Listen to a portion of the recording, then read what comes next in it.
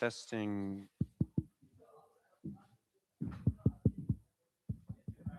Good? Sweet.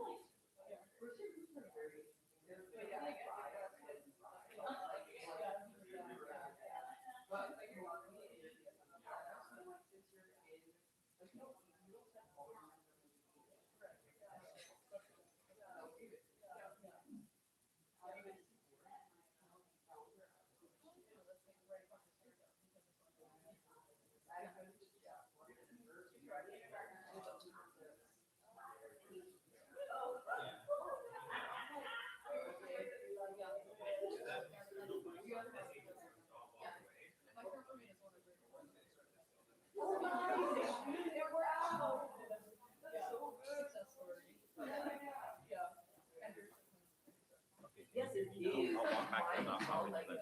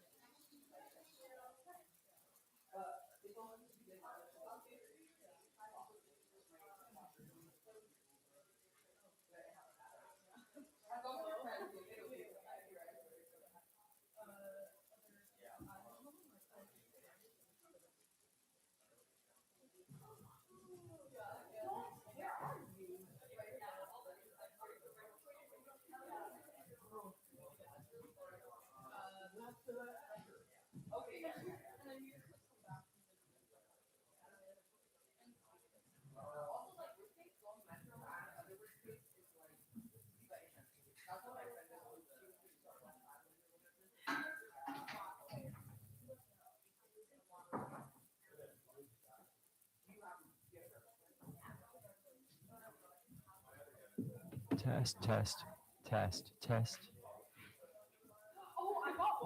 Test, test, test, test.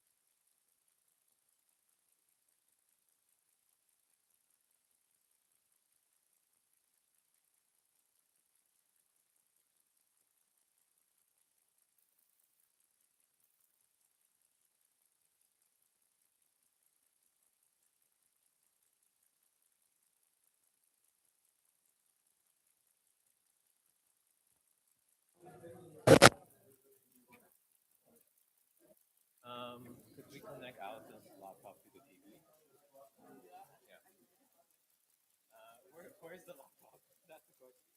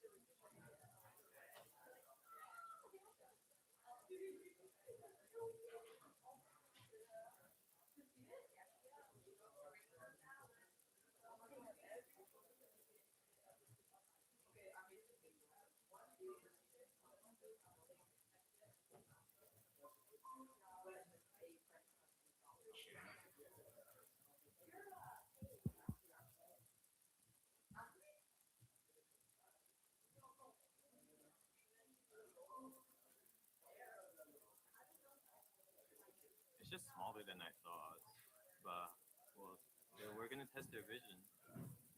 Yeah, it is. Awesome. Yeah. It's just when Safia joins, I wanted to put her face, but I don't think the candidates like we can put up here, but not for them because they're not gonna hear any. They're not gonna see anything. I hope no one's nearsighted.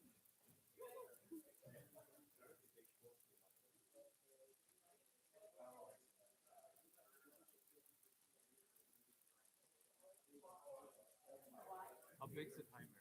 I can barely see the timer. We can pin the screen.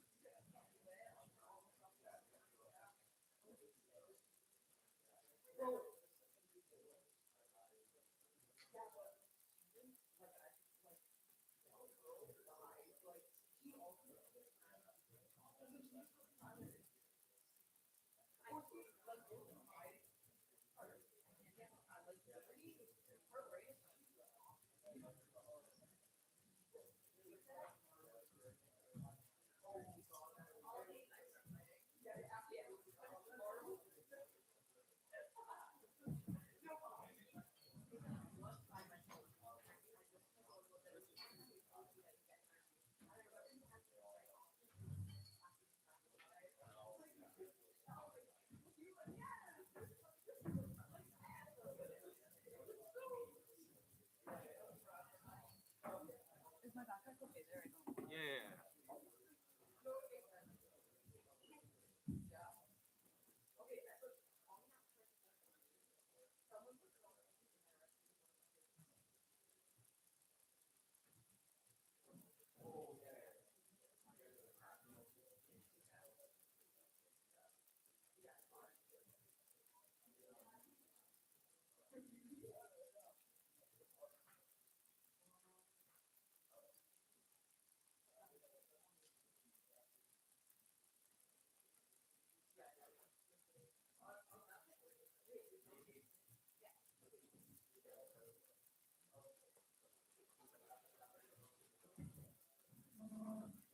Like you can see it, right? Like it's like if I made it, if I make it.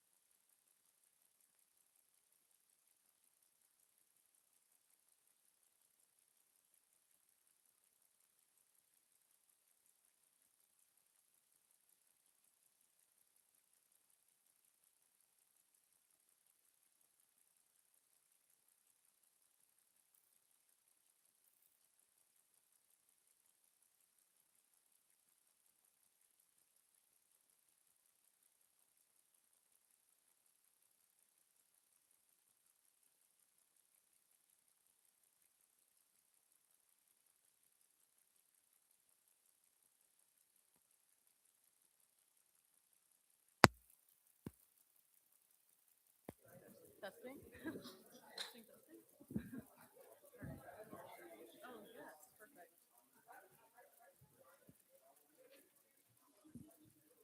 Okay. And I don't need to like 10 minutes. No, no, I'll do it.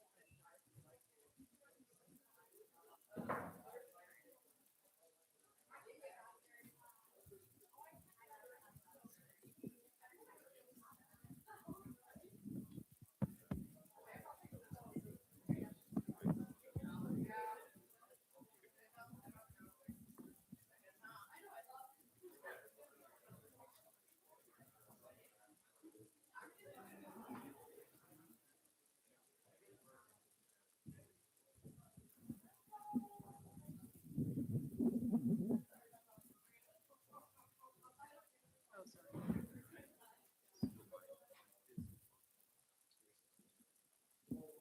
We could also like move this. Yeah, yeah, yeah. Like, Yeah, it's fine. I mean, you have this open, right? Is this like actively on or not?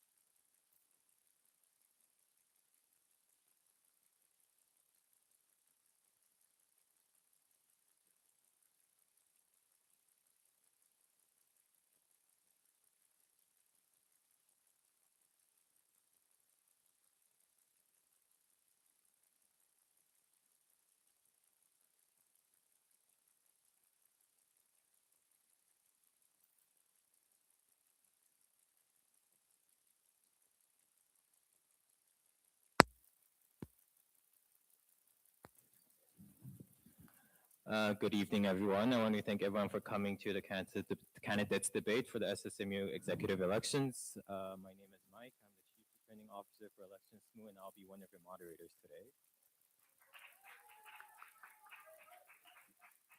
Hi, I'm Talia. I'm a member of the McGill Debating Union, and I'll be helping out with the moderation as well today.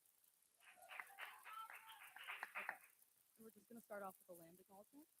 The SSMU acknowledges that McGill University is situated on the traditional and unceded territory of the Anishinaabe and Haudenosaunee tribes. The SSMU recognizes and respects these nations as the true and constant custodians of the land and waters on which we meet today.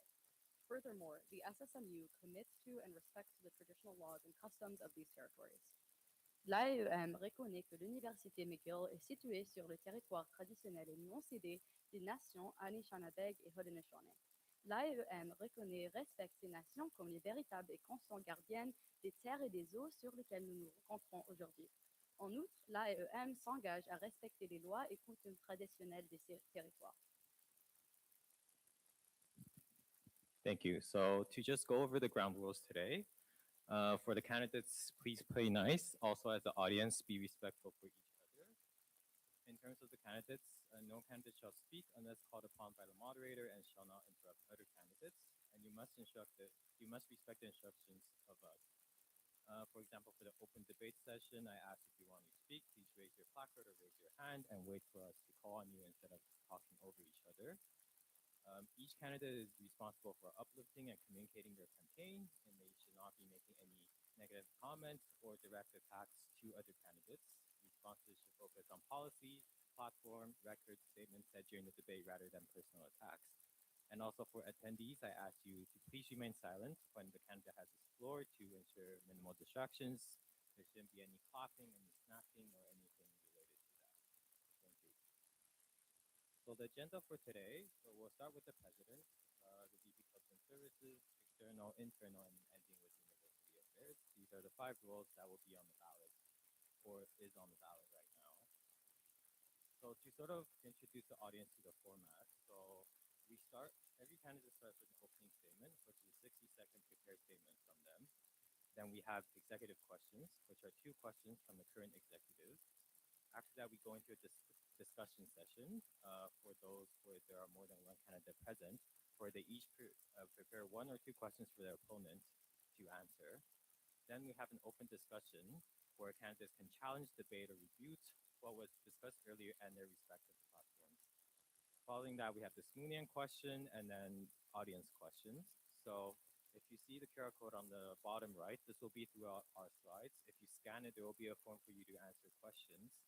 There have been questions already submitted online, but if you submit a question during the debate, you get priority over the ones online. We have a set amount just because we have a certain amount allocated for each role.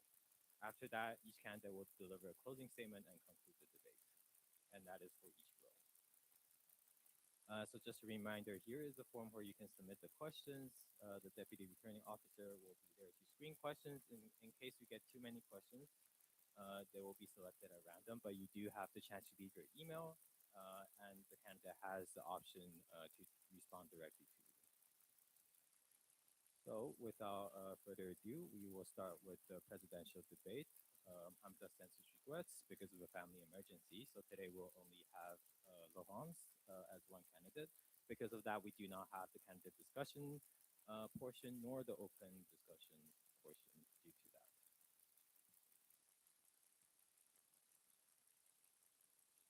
So without further ado, you may begin with your opening statement.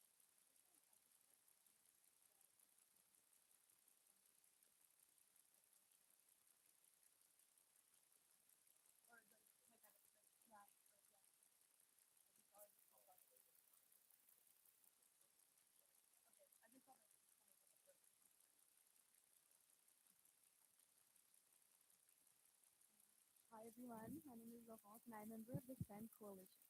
As president, I promise to speak on behalf of all students and to create easier pathways for students to engage in democracy. This entails remaining transparent about internal meetings and ensuring that decisions are made in collaboration with student groups and organizations. This also means holding more GAs and town halls and fixing the current system to allow international students to participate in student politics. Furthermore, I have experience in several grassroots initiatives, student organizing, and student politics through my involvement with the relaunch of the Student Association of GSFS and within the Urban Committee of Peter McGill. These experiences will help me defend students' interests in front of the Board of Governors by advocating for better services for the SAA, union solidarity, and the reinstatement of varsity teams under McGill, amongst other things. I will also advocate for the implementation of SSMU mandates supporting Palestine and the one supporting sustainability. I believe that SSMU needs new voices to implement changes that will drastically improve student life on campus, and I believe this is something I can offer you. Okay, thank you. So we'll start with the executive question. So I invite the current president, Dimitri Taylor, to come deliver his question.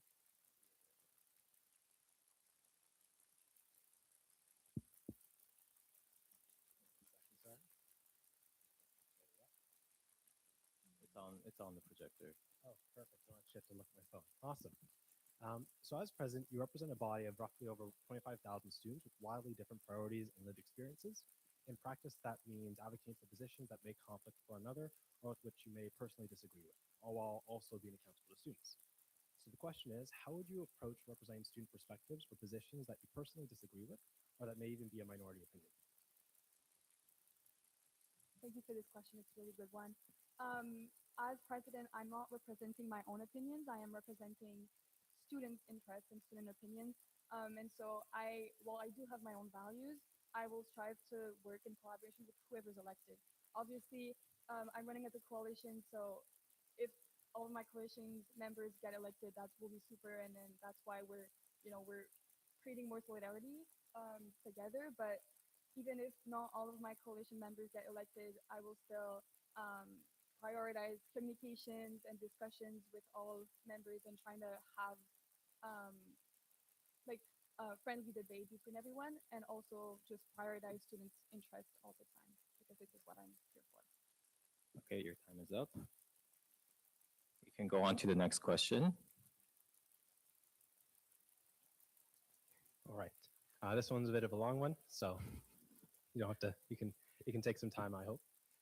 So as president, you're also ultimately accountable for the SSU's actions, including decisions made by staff, volunteers, committees, or services that may only come to your attention after the fact. At the same time, strong leadership often requires trust in the people around you. So if you were called into a meeting with McGill's president and reprimanded for an SSMU action you do not know about, only to realize during that meeting that it breached SSMU rules and cannot be reversed, unknown to McGill, how would you respond to that? Both in that moment and afterwards, what steps would you take externally with McGill and other actors, and internally with staff, volunteers, and members to uphold accountability, support your team, and serve as a bulwark of the society? Thank you for the question. I think primarily I will try to keep communications with everyone before meeting. So to avoid these types of situations, I will try to keep communication very clearly with everyone and keep everyone updated. But although these situations may arise, I will make sure that I will like then reach out to the people involved and have a discussion with them, seeing what went wrong and the step that I may have missed and then miscommunications and trying to improve that communication in the future. Obviously, I'm responsible for SSMU, so maybe there's like things that I have missed that maybe people haven't been informed, and that's on me. So I will just make sure that everything is clear for the future. Okay, thank you. So the next up is the Smoonian question. So I'll invite the Smoonian representative up on. You can go to the back, introduce yourself, and present your question. Thank you.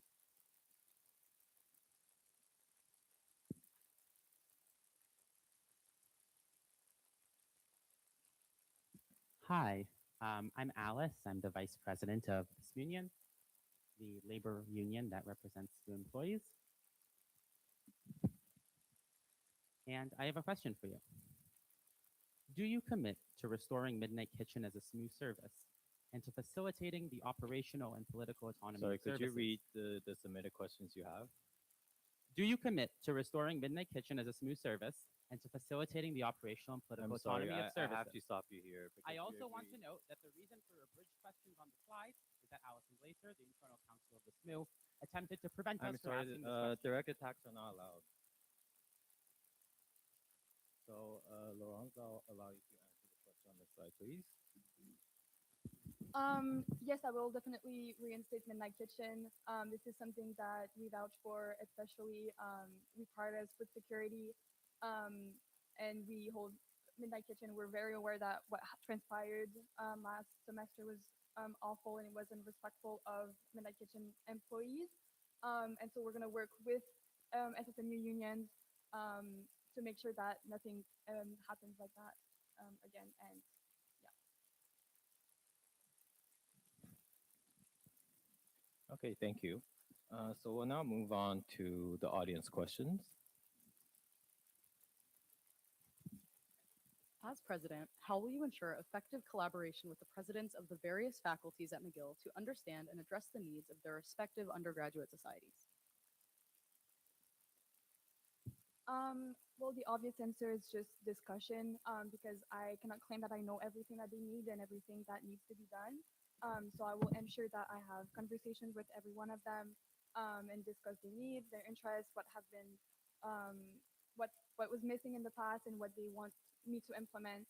And then I work with them in collaboration with them, and always keeping very transparent with our conversations and the actions I will undertake so that everyone is aware all the time of what I want to implement. So that would be probably my way to go about this.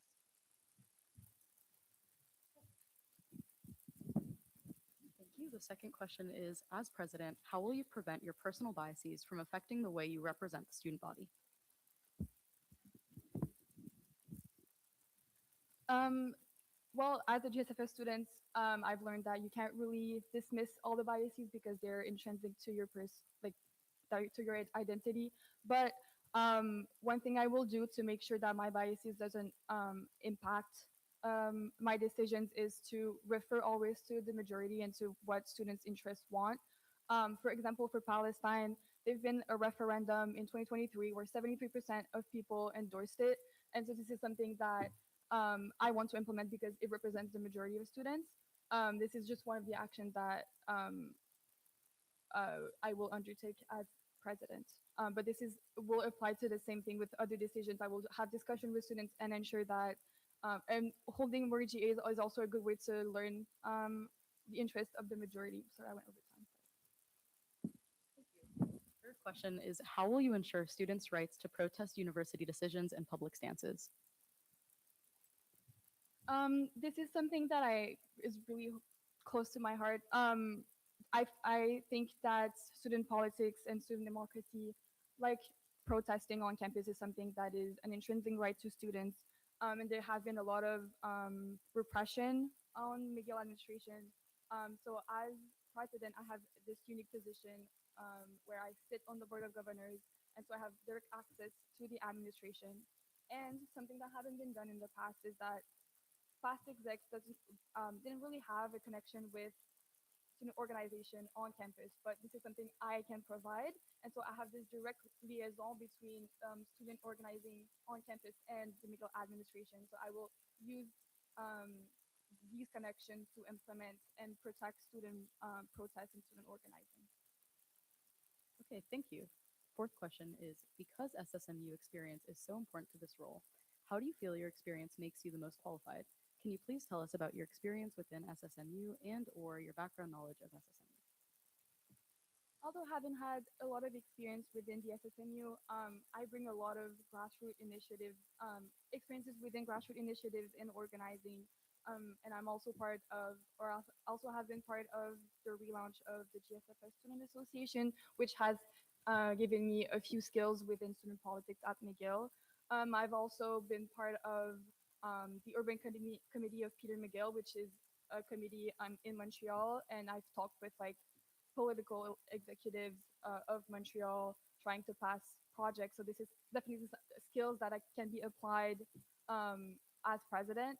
So these types of skills are really useful. And I've also been part of other clubs and services and volunteering experiences that definitely skills like leadership and time management comes in handy as president.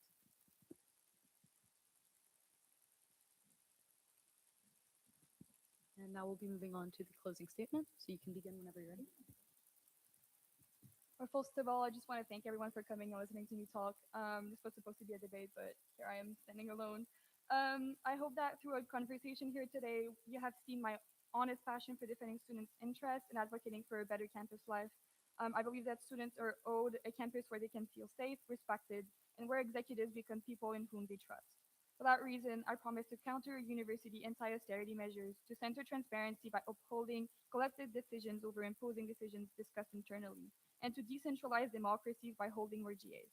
I will also ensure that SSMU's mandate of BDS is upheld. I believe students deserve an SSMU that truly understands their struggles, advocates for their rights, and brings the change that they deserve. Stand up for SSMU and vote for stand. Thank you, everyone.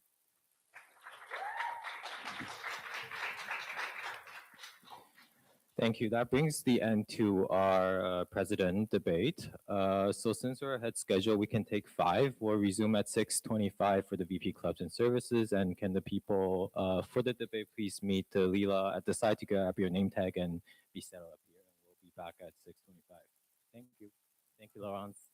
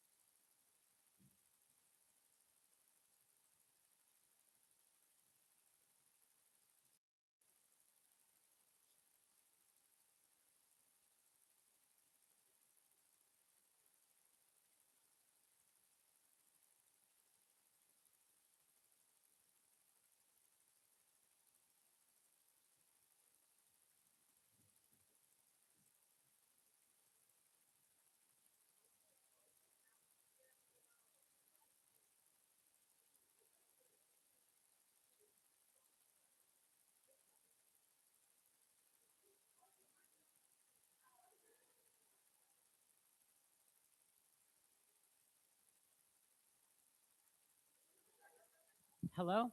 I would just like to briefly tell all of the candidates that I am no longer being allowed to ask the question that I presented.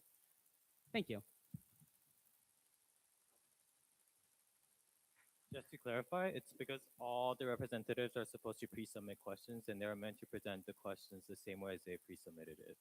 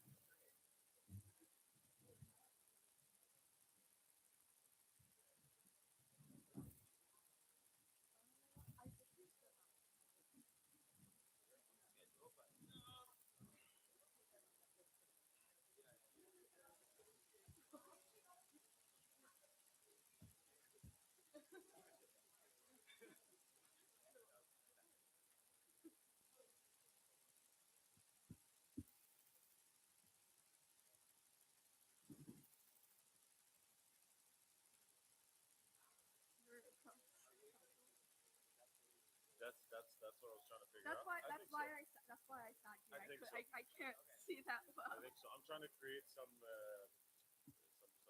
Animosity? no, that's crazy. I'm saying what's the word? Reflection. That's when you have the same on both sides. That word, exactly. That word. Symmetry. That's it. I'm trying to create. I'm saying symmetry. Animosity. I see where this is going. You can come sit here too if you can't Joking, see. I'm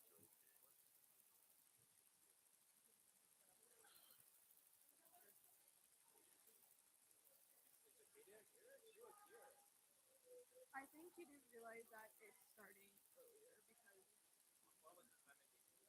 6:30.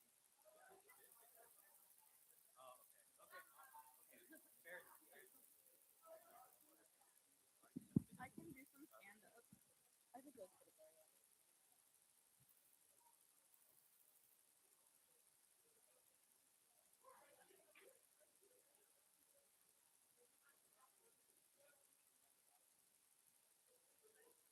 They got popsicles.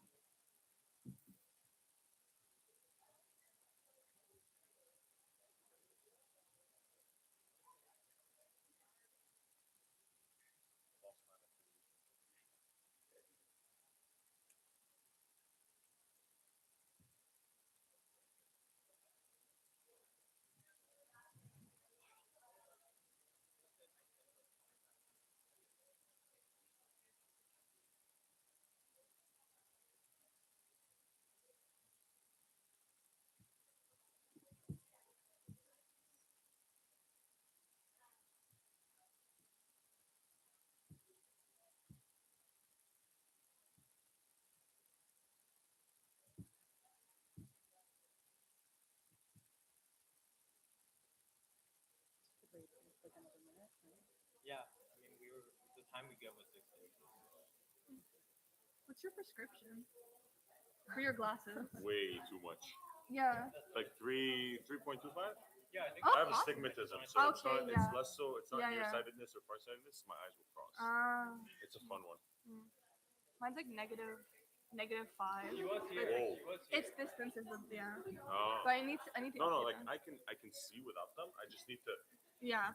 focus. You know what I mean? Yeah. Which makes my eyes cross. Yeah. We love fellow glasses wearers. All I know is that Yeah. I see a cutie over there. And that's it. I can barely see this. I'm gonna be so Oh. For honest. the opening statement. Oh yeah. I see the word closing statement.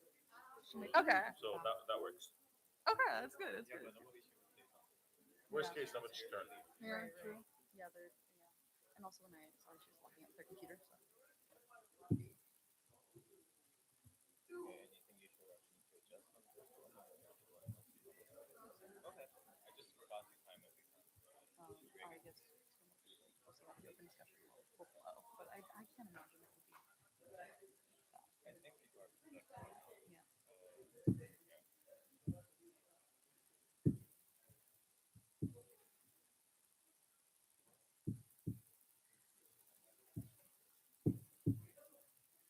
Katie, we're waiting for you.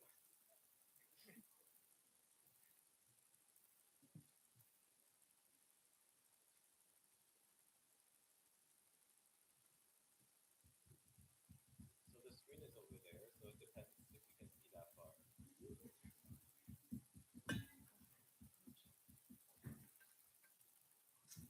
Yeah.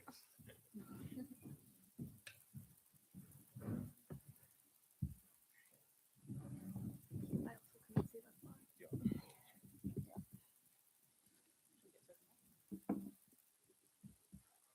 All right, we're going to begin for the BP Clubs and Services position with the opening statement. And based on a randomized order, Acadia will begin.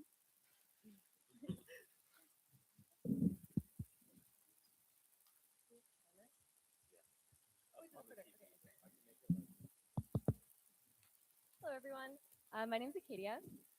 Over the past 3 years, I have worked within the SSMU as a member of an ISG, as a club executive, and as the speaker of the Legislative Council.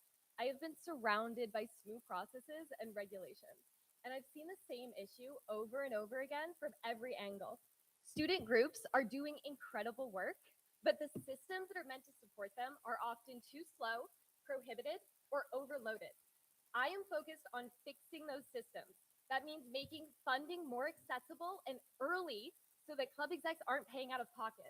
It means working with campus life and engagement to promote services at orientation, and it means addressing the causes of months long administrative delays.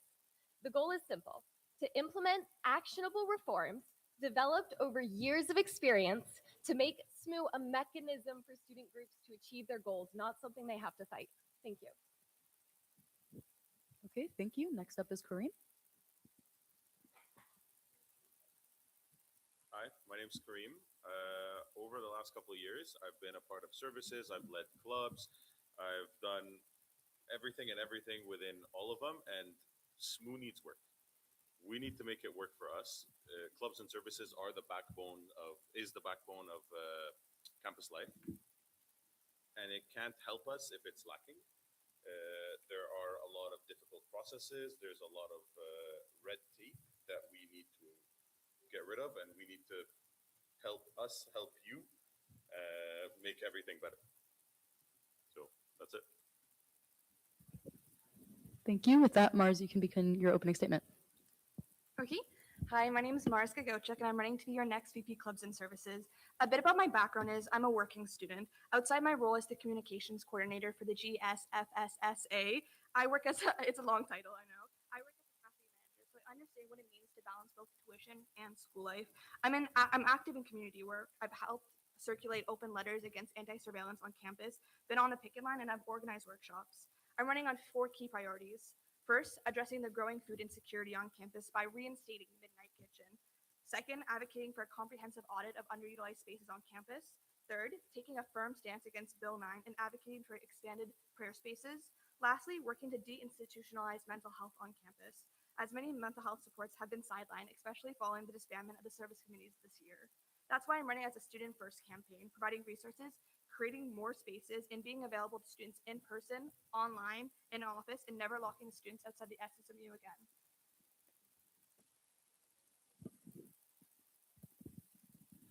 Thank you. For the executive questions, Dimitri, do you want to take the honor for presenting the questions as well? Thank you.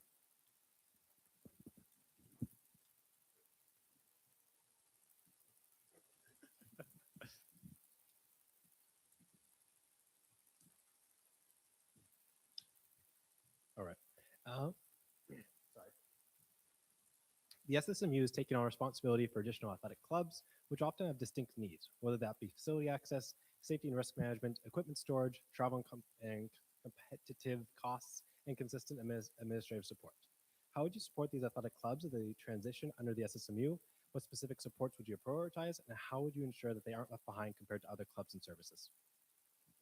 Okay, based on our randomized order, Mars, you can take the first. Yeah.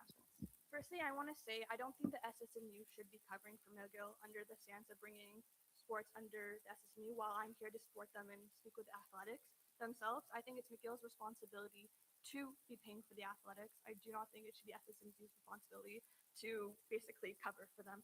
However, I am more than capable and more than ready to have these open discussions. Again, holding more open houses, more GAs to actually have proper discussion on what that looks like. That means with meeting with each individual athletics service, doing a comprehensive audit of the spaces to properly adjust for sports equipment as well. Okay, thank you. Acadia, you're up next. Thank you. So the first thing that I'd like to say is that the Student Groups Committee has been working very hard over the past year to implement all of the internal designs for the athletics club. And I see it as my responsibility to continue that and to implement it. So the first thing that I'm going to do over the summer is make sure that I am communicating with each of the team captains to identify the specific needs for their athletic teams. I'm going to make sure that they are competing in the competitions that they're allowed to compete in right off the bat. And I'm going to make sure that we minimize insurance costs by limiting the amount of travel that these teams are doing immediately. The priority here is to keep them practicing, keep them competing, and keep them active while we work out the rest of the solutions. Thank you. Finally, Kareem. So to start off, the goal wouldn't be to prioritize them, but rather support them just as we support all clubs and services. Understanding that they were essentially left behind by McGill, unfortunately, but they do have enough people who want them to continue and they want to contribute to helping them build and be better and compete, especially with the number of students who attended McGill to play for McGill, essentially. I'd say the biggest thing is it shouldn't be a SMU or McGill situation, but rather we can still take advantage of McGill resources and McGill spaces to help them train and compete at the next level.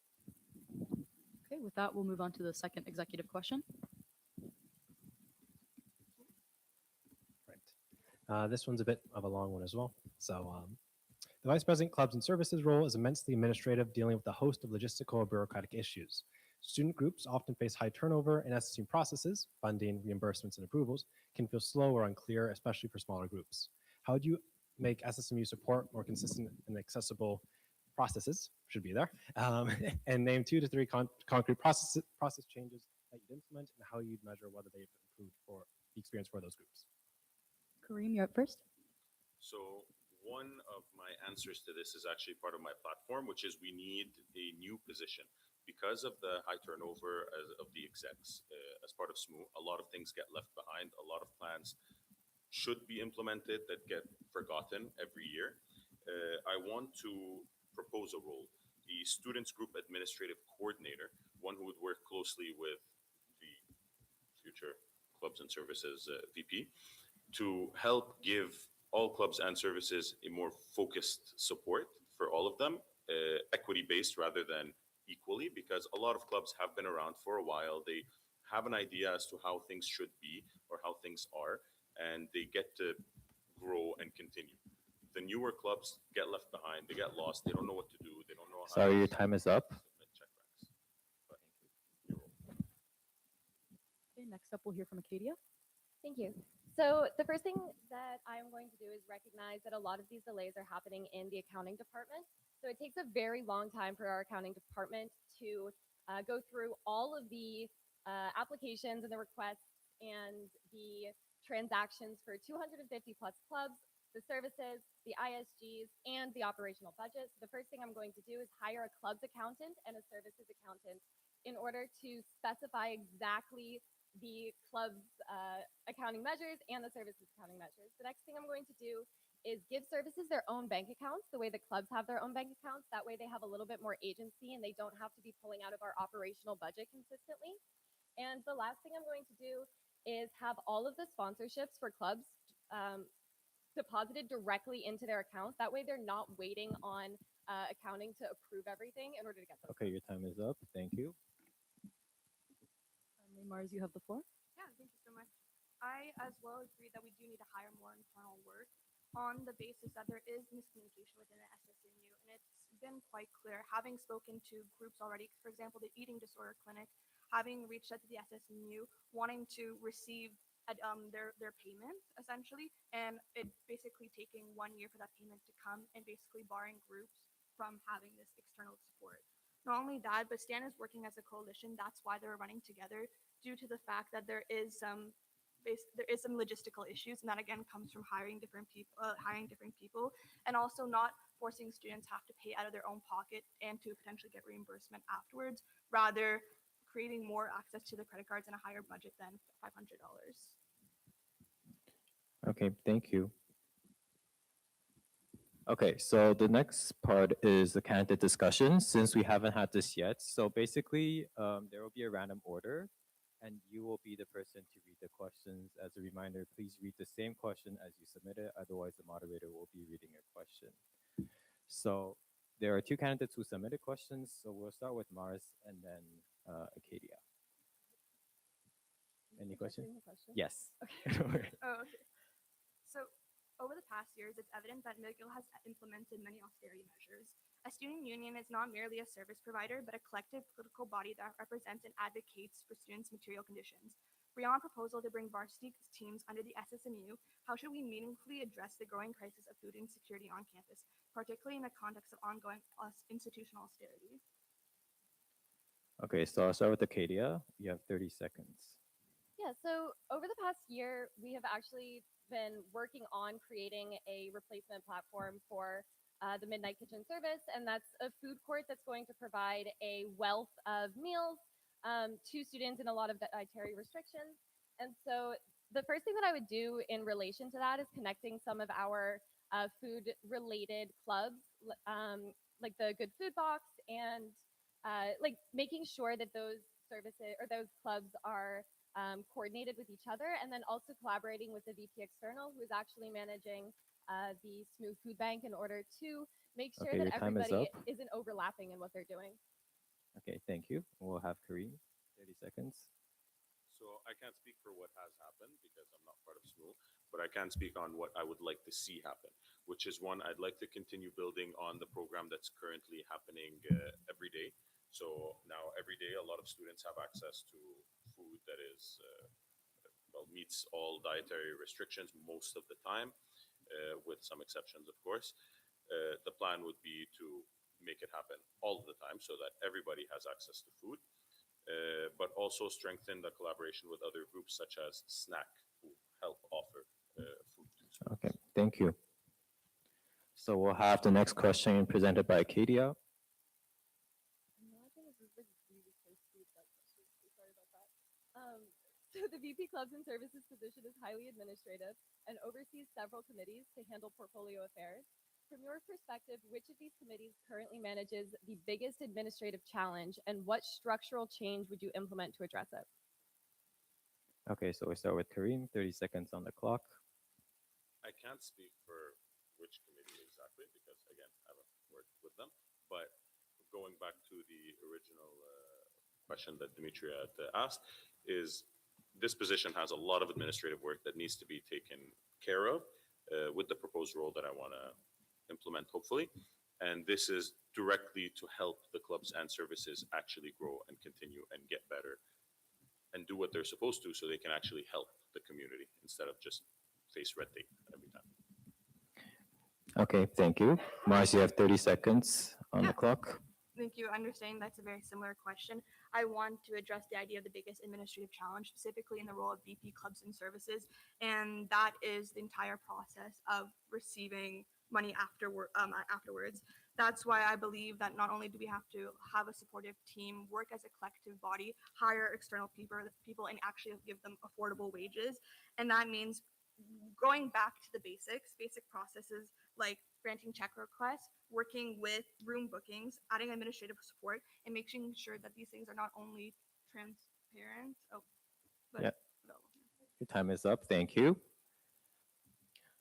So the next segment we have is the open discussion and cross-examination. So I'll briefly explain what it means. So this segment is sort of meant for you to all talk around and exchange. Based on that, we drew a random candidate to begin. So Kareem will begin. You can start any topic you want. You can direct the question to any candidate. The idea is that there should be some back and forth going. So we'll try as moderators to help with the conversation. But we'll say if you want to speak, please raise your hand and the moderator will call on you. So if you're asked to stop for another candidate, please follow our instructions. And as a guideline, we won't let anyone talk 45 seconds uninterrupted, just because we want back and forth discussion in this segment. I will keep time, which is around 7 minutes, but I'll be flexible just based on when it ends. So I'll designate one conversation as the last conversation to end this segment. Okay, with that, Kareem, you may begin. I have one question, mostly out of curiosity, because you guys have had two separate questions. Am I doing it wrong? I'm getting looks. I don't know why. No, you're good. Okay. Yeah. I'm getting looks on the other end, which is Midnight Kitchen versus continuing the program that's happening now. So I'm curious as to why you think one is better than the other or one is worse than the other, just because that is also a question that I think a lot of people are trying to understand. And I'm very curious, having tried both programs, Give me your take. Yeah, Mars, you can respond. Okay. So I don't necessarily think one is better than the other. Rather, I think we need to address Midnight Kitchen as a whole in the entire process of the SSMU this year, locking the workers outside the SSMU, the poor negotiations of the contract under the current SSMU. Basically, the one good thing about the Midnight Kitchen that I want to commend them on is the rules of the importance of both food justice and providing students practical skills and the importance of that. Not only that, but we need to address that the students didn't have a chance to opt out for the funding for Midnight Kitchen. They paid their additional fee for the Midnight Kitchen, but that money got transported onto the new food program. While Midnight Kitchen for ages have been asking for approval of equipment, they decided not to address it, hid it behind the bureaucratic basically curtain, and did not speak or have proper consultation with this union essentially. So I'm not saying one is better than the other, but I think there needs to be clear transparency. Oh, I spoke for a minute and 30, no one stopped me. You were on a roll. Oh, I'm sorry, I thought we can't speak for more than 45 seconds. Yeah, but the continuous of the whole conversation. Sorry. Yeah. Yeah, I guess I'll kind of weigh in there. I think that the important thing for me is that students are getting the access to the food security programs. I think that it's important to look at the history of Midnight Kitchen and its failure to uphold its mandates. I think that it's also important to know that the current program that we're implementing is a much larger scale than what we had before. It will be able to offer a wider range. It will be able to offer more meals, and it'll be able to eventually move into like catering services that are going to better the entire campus just as a whole. So I think that with that in mind, Sorry, Acadia, yeah, we're going go to switch to Mars. I think we also need to address the failure of the SSMU. I think as VP Clubs and Services or anyone within the SSMU can critique from within, it's very much necessary. It's not only the supposed failures of Midnight Kitchen, but rather it's McGill not providing a fair wage to the workers, paying $10 less than the People's Potato at Concordia. Not only that, they didn't have enough resources to provide the meals. They had been asking time and time again for these upgrades, and they were not given. But the other group, which the other current food services that approximately spends 5 times more than the budget of Midnight Kitchen, had the upgrades right away. So it's a conversation. Okay, Kareem, you have a chance to respond if you had your thing. Yeah, Yeah. I have a follow-up question just to clarify, because we can all agree SMU needs work, and that's kind of why we're all running, is that we see some things that we feel should take priority, right? Everybody has what they see because that's what they face. So I completely understand sometimes it's the lack of transparency that happens. But my question is, with that, which program would be more beneficial for students? As a student, somebody who may not have access to food every day or not have access to nutrient-rich food every day or a diverse option. Okay, let's go, Acadia. Personally, I believe that the new program will provide that. But on the topic of reforms and on fixing things, I would love to hear your perspective. Over the past year, the governing documents that are used day to day in the SSMU, including internal regulations and the Constitution, have undergone some substantial updates. So, out of those documents, can you talk about a specific change that you believe was moving in the wrong direction and what you think the right direction was, or a specific change that you agree with and why you agree with it and how you plan to continue that? Okay, Mars, you can address the same question as before or the new one. If you had your thing still up. Yeah, Yeah. I want to address the same question before because I think Midnight Kitchen is an important thing to topic about, specifically with the union rep here not being allowed to speak on it. So I think that once again, it's not an and or, it's a continuous conversation that needs to be happened. And that means, again, by holding more GAs, addressing the recent plebiscite that was raising the quorum from 15% and not giving students the choice to speak about that. So then again, I think it's important we bring it back to that. It's not a conversation of which one's better, but how communication can actually be effectively done.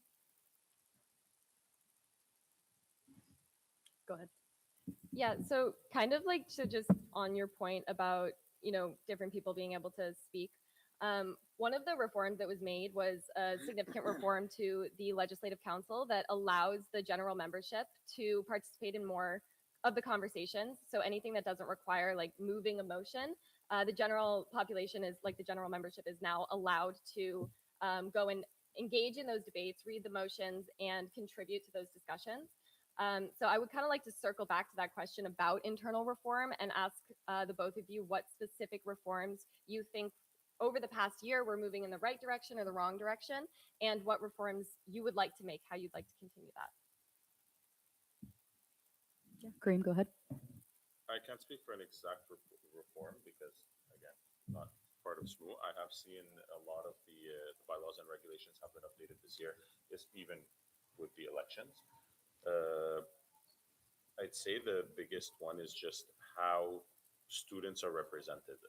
Part of what you said actually goes to what both of you said. Part of it of bureaucratic curtain, and part of it as people's voicing their opinions. Uh, a lot of students, one, there's the issue of a loud minority in a lot of cases sometimes, and then there's the other issue of students want something, you put it to a vote, you don't always get what you want. And it's always some bylaw is pulled, some regulation about quorums, about who's attending or or it being ratified. Sorry, by the board. You look like you're about to cut me off. Yeah, I'm gonna wrap up the segment, so I'll give each candidate just around 10 seconds to wrap up this segment. Okay. Sorry. I'm wrapped up. Okay. Yeah, I think that it's first off interesting that you mention loud minorities making decisions, and then you also bring up not meeting quorum as like an excuse for the for SMU to like leave. I would say that in terms of like a bureaucratic wall, a lot of the things that happen are very public in legislative council. And one thing that I would like to do is definitely encourage the student population a little bit more to utilize their voice and to Okay, utilize that thank you. practice that we've given them. Mars, you can go ahead. Yeah, something I want to address that's moving forward that I'm completely against and have been working with is the identification policy on campus, how it makes students feel quite unsafe. And we have talked to people within the board saying that they don't feel comfortable with it and it's still moving forward. So as clubs and services wanting to address that, not only that, I think this role is also about transparency and knowing who you're voting for. And throughout this time, throughout the pre-election period, neither of you do have your campaign up. Now that you do, now you can access it, but prior there was like a wall to access it. Okay, thank you. I'll give the last word to Kareem. I'm good. Okay, so because of time constraints, I'll wrap up this segment. So we'll move on to the Smoonian question. The question is, what will you do to facilitate the operational and political autonomy of services, starting with Acadia? Yeah, I mean, I think that the most important thing is that the services are able to, represent themselves and to make their own decisions. And I think that services do operate somewhat independently. I think that my position will mostly be as a liaison in providing resources to them and making sure that they have what they need in order to fulfill their mandate. Seeing it more as a partnership and an opportunity for us to work together to make sure that, everything that we have to offer, they can have. And I think that I would respect a lot of their autonomy, and it's their mandate, and they're the creators of it. They're the visionaries, so it's my job to support them in achieving what they want to do. Okay, thank you. We'll hear from Mars now. Yeah, so I'm going to answer the question that I assume I would have gotten if the SMU exec was allowed to speak, in saying I believe that the reinstatement of Midnight Kitchen is an utmost priority of our staff here. Not only that, but I would vouch for the reinstatement of the services committee here at McGill. Recently this year, it was disbanded. Having spoken to the services like the Flat, Queer McGill, and the Trans Patient Union, a lot of them want to bring up their grievances. However, finding now that the committee is no longer there, I would work to reinstate that so that they have the opportunity. So we have the opportunity to support them because that's what our role is supposed to be doing. Okay, Kareem, you're up next. I think the biggest thing we can do to help the services is to provide the support that they actually need. And this comes from resources, as Acadia mentioned, but also easier access to the finances of the service that they are running. You can't run a service and not know what you can do or how to do it. And that also ties back to my original platform point of we need a permanent role for a students group administrative coordinator to help offer this support to the services and other clubs as well, of course. Okay, thank you. We'll be moving on to the audience questions now. The first one is, are you ready? Okay, perfect. As we know, the closure of Midnight Kitchen was controversial. How will you ensure that student food services remain accountable and financially sustainable while addressing rising student food insecurity? Corinne, you can speak first. So also ties back to what I said earlier, which is I want to continue to support the current program that's in place, as well as collaborate with the other groups on campus that are helping to fight food insecurity. One other idea that I had last year that I would like to see happen this next year, hopefully, which is take advantage of all the underutilized or unused entirely space in this building to offer more programs to find local restaurants, local shops that are willing to collaborate with the SSMU to provide their own products and foods at a discounted rate for us to subsidize, essentially. Oh, sorry. Okay, great. Lastly, Acadia. I think that making sure that they're accountable, just holding them accountable in the same way that we hold the rest of our services accountable, and maintaining financial sustainability. I think that a really big asset of this program is that it was restructured with this in mind, and it was restructured particularly to make sure that it would be sustainable. So I think that in terms of my personal role, it would just be continuing to help facilitate the implementation of the program that's already been created. Okay, great. Mars. Yeah, addressing food insecurity is a very important thing. Having experienced food insecurity myself, being a working student, it's quite difficult, and there's a lot of stigma when it comes to talking about food and food security. So that means having these conversations, not in the sense that's out in the open, but having the opportunity for there to be open hours at the SSMU to have the discussion to support no matter what program is currently supporting the reinstatement of Midnight Kitchen. While it's extremely important, and that would be one of my first priorities, it's also about speaking to students in the line every single day who are at the food services, saying what they need and what they can do, what they need to feel supported. Okay, with that, we'll move to the second audience question. Given that the time commitment of this position is that of a full-time job, do you plan on reducing your course load in order to fully dedicate all the time needed for this role? Speaking first is Mars. Yeah, so without a doubt, it is a very time-consuming role. It says it's 40 hours plus, but then again, it's about having a team and balancing that. I wouldn't reduce my course load. I do take 4 courses each semester, and I have done that. I'm in year 3, so I am taking an additional year, and I think that's completely fine. A lot of time, people feel pressured to take all these classes at one time, but I won't be doing that. I work a full-time job outside of school. I have the managerial experience. I understand how taxing it can be and having to be on all the time, but it's just about creating clear boundaries between work, school, and personal life, and knowing that you have people with you. For example, Stan, all of us know each other, all of us have worked together and can bounce off each other. Okay, Corinne, you up next. I'd stay about the same as I am. I'm in engineering. I take 4 to 5 classes per semester, give or take. I've balanced multiple jobs and multiple internships at once, as well as with classes. I I like to balance things. I like to challenge sometimes, but I also know where to focus time when it needs to be prioritized, essentially. Uh, but also, there is a team to rely on and a role we should hopefully implement to help the clubs as well and the services as well as the executives handling the administrative work. Okay, last is Acadia. Yeah. So I think that for me, the contribution is that this year I am working in the SSMU. I'm working as a club executive. I have a job outside of SMU, and I'm taking 5 courses, and that's been pretty standard for me since the start of school. So something that I like to say is that busy people know how to be busy. That being said, I did think about this ahead of time because I do know what a big time commitment it is. And I have enrolled in courses over the summer in order to make sure that I can meet all of my credit requirements while only taking 4 courses in the fall and then 3 courses in the winter next year. So I'll have all of the time in the world to dedicate to this position. Thank you for closing off question number 2. Question number 3 is, as representatives, how will you prevent your personal biases from affecting the way you represent the student body? starting with Acadia. So again, like I've said this entire time, it's my job to make the SSMU a system that student groups can use in order to achieve their goals.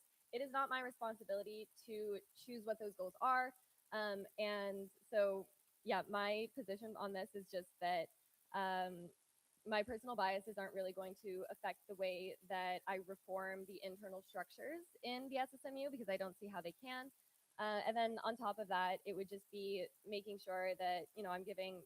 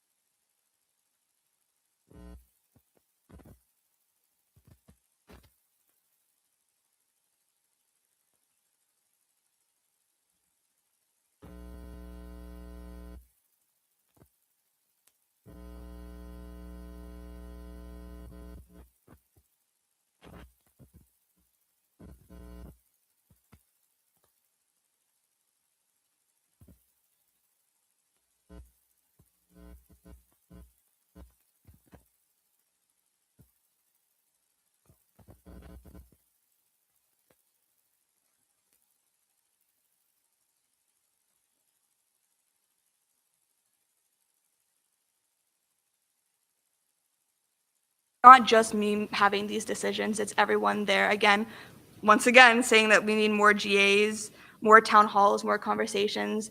I'm not going to stop myself from, sorry, that's the wrong phrasing. I'm not going to let my personal biases get ahead of this. Again, it's a clear communication with everyone. And again, it's the students' job to make me feel accountable for every decision I make. Therefore, I think we need more and clear communication that there shouldn't feel Okay, like thank you. students. Sorry. Oh, sorry. Okay, Acadia. Yeah, so in my current capacity as the Speaker of the Legislative Council, I am a non-political actor in the SSMU. So I've had a lot of practice in upholding the policies, the procedures, and the structures that operate in the SSMU without letting my own personal biases affect the decisions that are made. So I'll carry that on the same exact way. I think it's important to note that student groups, clubs, and services can have their own opinions. That doesn't necessarily reflect like my own opinion. I think that the important thing is that they have the resources and the platforms in order to give those opinions, because I think that that's the important part here. But yeah, that's it. Okay, Kareem, the floor is yours. So, very similar to the last question. I think that the goal again is to support the students, support the clubs, support the services. The only thing I would say is so long as everything stays within the regulations and everybody follows SMU regulations, then the goal is to represent everybody and support and serve the students. Okay, thank you. We'll be moving on to closing statements now, starting with Acadia. Okay. So to kind of close out, the promise that I want to make to you is that I am not going to waste any time. So I fully intend to implement a lot of these projects, including developing an official athletic subcommittee, reforming the accounting department, and hiring seasonal porters to update the university center over the summer. In addition to that, I will also have the motions drafted, the consultations in progress, and the background research collected and ready to go for September. That way, these projects get off the ground faster, but even more importantly, I will have time throughout the school year to focus on individual projects with student groups without having an overwhelming procedural burden. It is my goal to be prepared and proactive so that I can give you all of the attention that you need. Thank you. Okay, thank you for that closing statement. Mars, it's up to you. Yeah, absolutely. I just want to thank everyone for being here. I know it's out of everyone's schedules, but ultimately, as VP Clubs and Services, I will ensure more consultation because I believe that's what everyone wants here. Because right now, the SSMU has taken too much authority over clubs and services, as you can see with the Smunian question and the concerns that are there. It often leaves student groups feeling excluded from decisions that directly affect them. Decentralizing SSMU means services and giving them the supports they need to operate effectively. As I've said before, that includes going back to basic processes, the check requests, room bookings, administrative support, and accessible and transparent communication that becomes no longer ignored where servicing clubs can be blacklisted. STAND is a collaborative effort. We're working with students as students, essentially. The executive team must work collaboratively. When executives feel isolated, people burn out or step away. We are running together because we believe leadership should be effective and collective. Please take a stand this election. Okay, thank you for those remarks. Kareem? Hopefully you got a few ideas of me and my platform.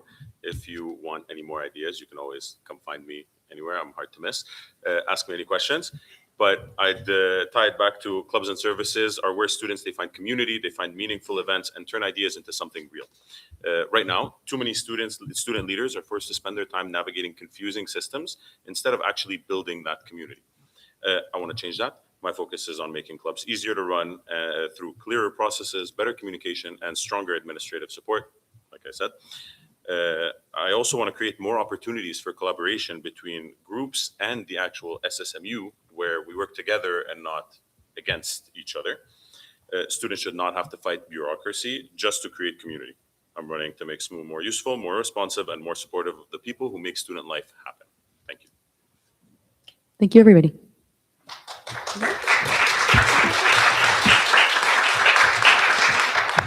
Thank you. So that wraps up the VP Clubs and Services portion. Thank you to all the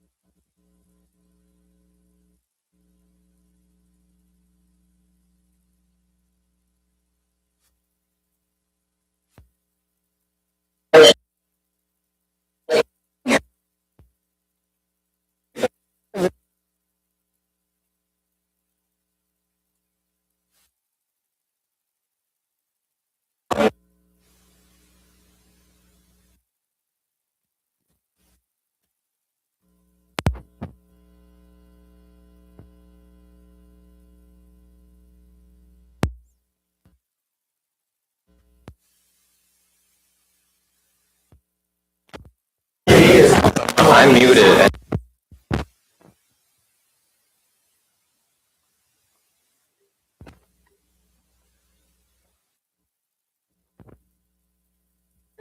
Oh, is it just because the speaker's on? Is the TV on? Oh, Oh. I think that's where. Okay, Safia, can you talk?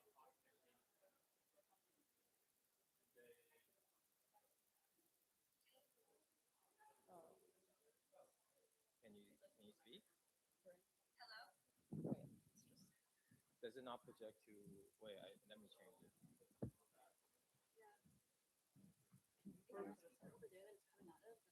Can you talk now? Hello?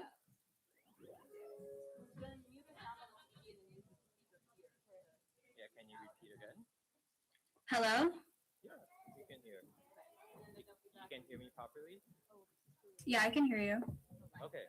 Can you try speaking to see if she can hear you? Hello, hello, hello, hello. Can you hear me, Sapio? Slightly, but not very well. Try again. I'll move closer. Hello? Yeah, I can hear you. Okay. It's not as clear as Mike's, but I can hear it. Okay, so I'll be moving around, but I think it's working now. Okay, where is it just? I mean, we started 7. Some, somebody said they saw him on campus. I mean, he was here. That he's on his way. Oh, okay. Okay. Could you turn your camera on? Just so I want to see it. Okay.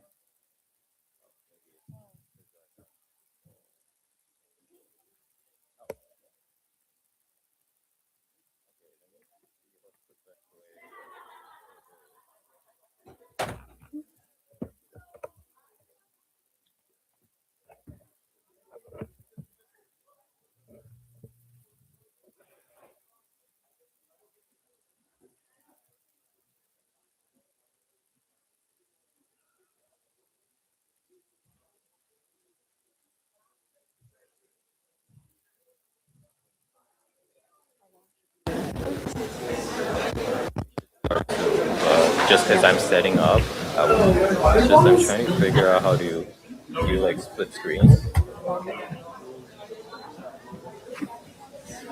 But are we going to? Am I going to be projected? Or is it just going to be my voice? It's very small now for the candidates. So Wait, sorry, no, I'm politically neutral here. Lila, do you mind? Because I'm trying to do. Could you zoom in? Could you zoom into the side because I'm trying to show Safia here, but they don't need to see her. So, because Why don't you just screen share? Because I have a timer separately. Oh, just screen share the entire screen. Oh my god, the quality. Wait, let me check. Okay, she'll just be small then. I can barely see that. Yeah, thank you. You're welcome. Glad to help. Always happy to help. Okay, worst thing, we just don't see her.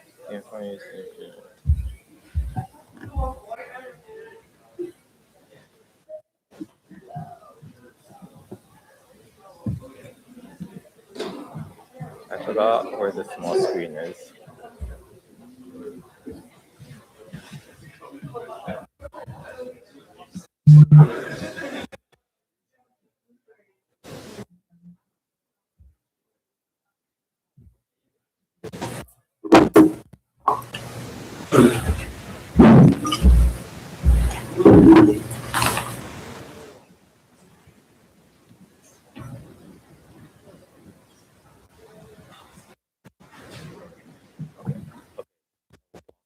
Just because she's there.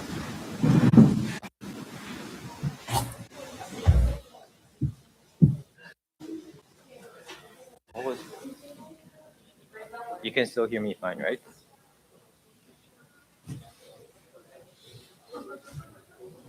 Safia, can you still hear me? Hear you. Okay. What time did I tell you guys to be here? 10. What? 7:10. So why is Yeah. Actually, he told us he was at 7. So where did it? Did anyone see Canada Bon Giovanni around, please? Okay, I'll check if he reported that in-person campaigning declaration. I think he did. I think he did. Okay, because he was told to start at 7:10, I'll give the grace of 2 more minutes. Otherwise, we start cutting his closing statement time because I'm close to being off schedule.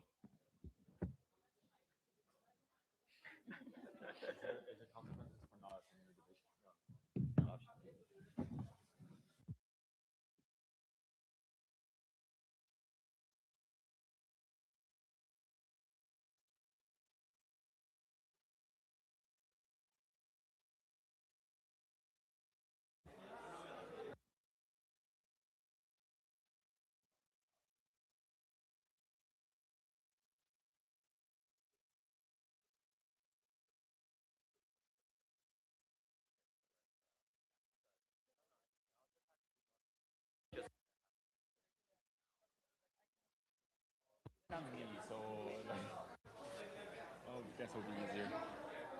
Yeah, actually, you might. Like, I honestly, you two can sit there to be close to the street. Oh, okay. You want? Okay, okay. You don't have to. Are we just waiting for justice? So we're just waiting on one candidate. We'll give him 2 minutes. If not, we'll just start.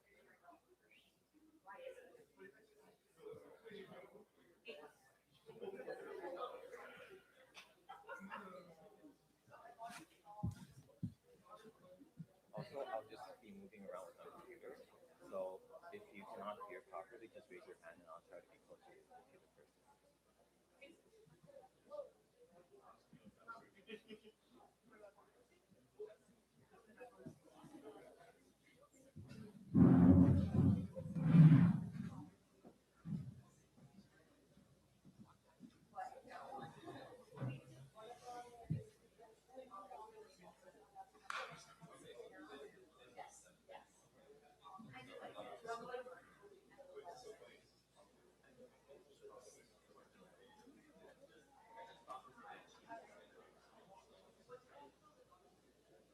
Seven is you said 7 o'clock that we're supposed to be here. Oh, To start. Well, no. Okay.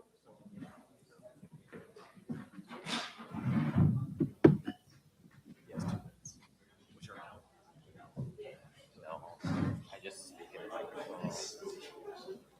You could sit anywhere. Switch.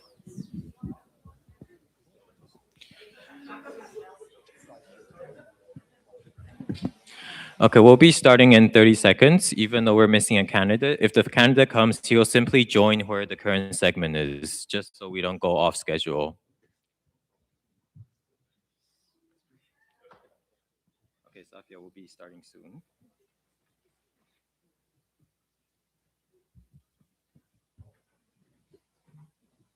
Okay, ready to go? Okay, great. So as just so we don't have an echo. Okay, so how this segment is going to work, because we have a person joining online, you'll be able to see her on the screen. Because my computer has a mic, I'll be moving back and forth just to one spot, just so we can hear the person, and we'll try to make this work. So as always, we'll start with the opening statement. Based on the random order, we will start with Justice, who isn't here, so we'll go to Harry. You have 60 seconds on the clock. Okay. Hello, everyone. It's a pleasure to be here today. My name is Harry Wong. We're in a pivotal time in our university and in our province. Everything seems to be sometimes. And if you're one of those people, I want you to know this. I got you, I hear you, and I'm here to help. As part of a student, as a past school board trustee who has represented 50,000 students both provincially and nationally, and as an expert in legal and governance at the SSMU, I understand what it takes to foster a pragmatic leadership that focuses on delivering real results. That means subsidizing low-income students facing tuition hikes and food poverty while balancing the reality of what the SSMU can and cannot do, strengthening culture initiative for minority and francophone students, building an online housing platform to easily locate cheaper rent around campus, and working with external partners to address transportation costs. This campaign is about serving you, and I intend to do just that. Thank you very much. Okay, thank you for that opening statement. Sophia, you can start your opening statement. Hello, everyone. My name is Safia Hayboob. I'm a YouTube student studying Islamic Studies, and I'm running to be your next VP External Affairs with the Stan Slate. As somebody who has worked in external affairs, I want to begin by acknowledging that trust in SMU has declined in recent years. Many students feel disconnected from their student union. If elected, I will prioritize transparency and accountability so students don't just know how they are being elected. Don't just know how they're being represented, but get a say in how they're being represented. My campaign focuses on 5 key goals. First, I will advocate federally and provincially against policies that harm our community, including BC's Bill C-12 and Bill C-1. Secondly, I will organize community events that connect students with jobs and internships that are BDS friendly and also platform Palestinian, Congolese, and Sudanese voices.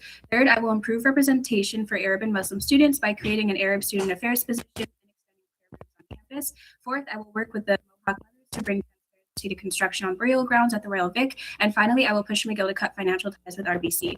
I'm running with the Stand platform, and I hope to earn your support. Thank you. Thank you. With that, we'll move on to the executive question. So I'll invite Serafina Crema Block, the current VP External, to deliver the 2 questions. Hello. My first question, how do you propose to effectively advocate for and represent a diverse student body of over 25,000 students, all with different values, beliefs, and priorities in your role as VP External? Okay, Safia, you can start with your response.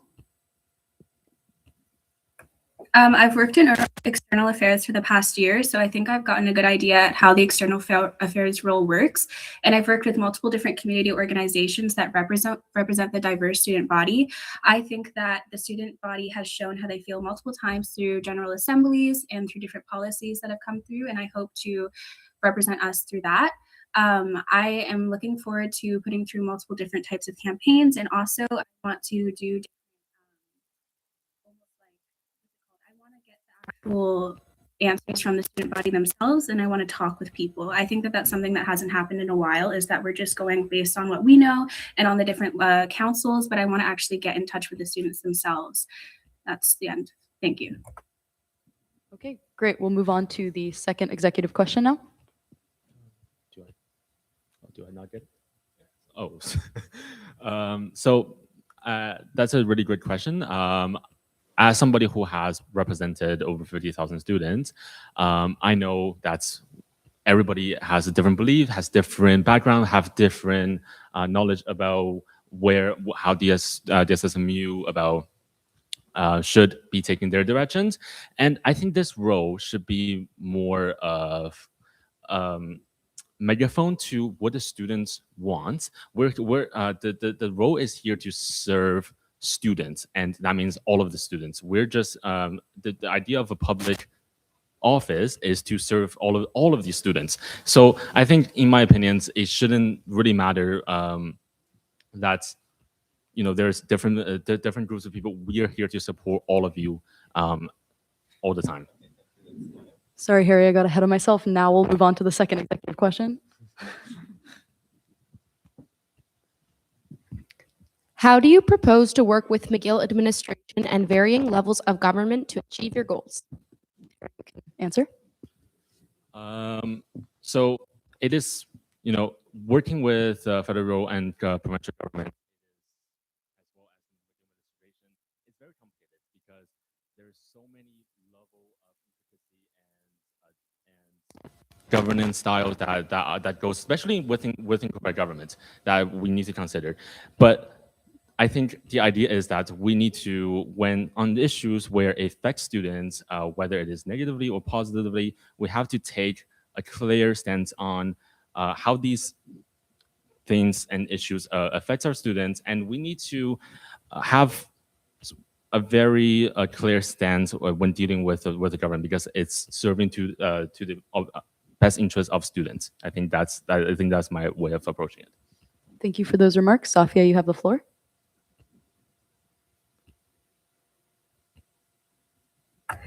First, I want to talk about how the administration right now has a very close contact, I believe, with the student union. And I think that's been a large criticism over the past years.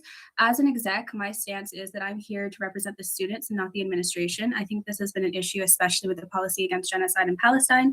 There wasn't a large support from the student union because they were instead siding with the administration. As external affairs, I'm here also to run campaigns. That's a large part of the portfolio, which I've gotten familiar with in my past year working in external affairs. And I will do multiple campaigns that connect with the people, so I can help the people connect with the federal and provincial governments instead of going directly there myself and taking a shortcut. This means, especially since two of my platform goals are working against Bill 21 and Bill C12, that we will be working against the federal government and the provincial government in those ways to say that students are important, especially immigrant, migrant. Okay, thank you. Okay, next up, we'll move on to the candidate discussion. Our first question is from Sophia, and the second one's from Harry. So first, we'll start with the question from Sophia. Over the past, should I read it? Yes. Over the past year, SSMU has received criticism for not being able to stand up to the administration in the name of students. This has happened especially in matters related to Palestine, even when the student body has shown their stand through general assemblies. As an executive, will you be able to represent the student body even if it comes against the interests of the administration? Harry, you have 30 seconds. I recognize this is a huge issue that a lot of students, that is affecting a lot of students right now. As you probably can hear, I can probably see from our last strike motion, this continue has been an issue. But I don't think when it comes to McGill administration, if it's beginning to affect our students, I think we need to have an open dialogue with the university. We need to have a stance about what can we, without having to affect the services and all of the that is provided, that we have an MOA with McGill. But at the same time, we need to make sure that our students. Okay, thank you. Moving on to our question from Harry. So many students have been issues. However, the external portfolio possess an incredibly broad mandates that are beyond these issues. So what initiative do you plan to undertake with the municipal government to improve students' day-to-day life in respect of political beliefs, and what are the concrete steps you are planning to take? Sophia, you may respond. I think that a large part of SSMU, even though there is a large portfolio, is having to do with these political topics. And I don't think that we can really remove the politics from it, because students' day-to-day lives are political. So again, I'm very much standing for taking a stand against Bill 21 and Bill C12. I think that these are very important things that affect the happiness and the safetyhood of students in their day-to-day lives, because you can't just take a student for their face value. They come with all the things that come with them, whether that be being an immigrant, a hijabi, or anything else. I've also worked with multiple community organizations that have political campaigns. Okay, thank you both for that wonderful candidate discussion. We had Justice as the candidate to begin, but wait, let me. So Safia, if you want to speak, just raise your hand via the Google Meets raise hand, and then the moderators will call on you, and that's when you can speak.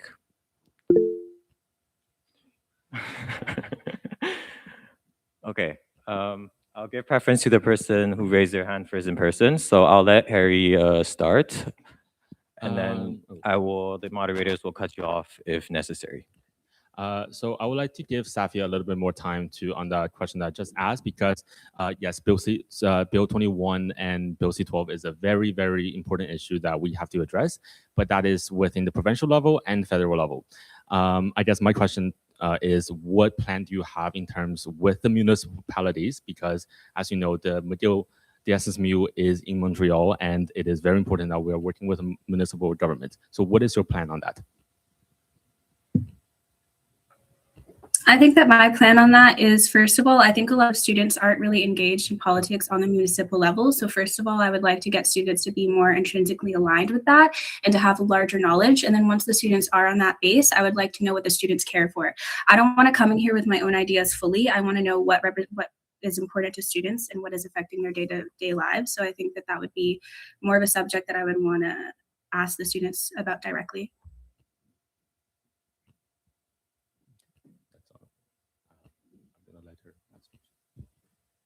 Sophia, if you have a question or something else to address, you have the floor.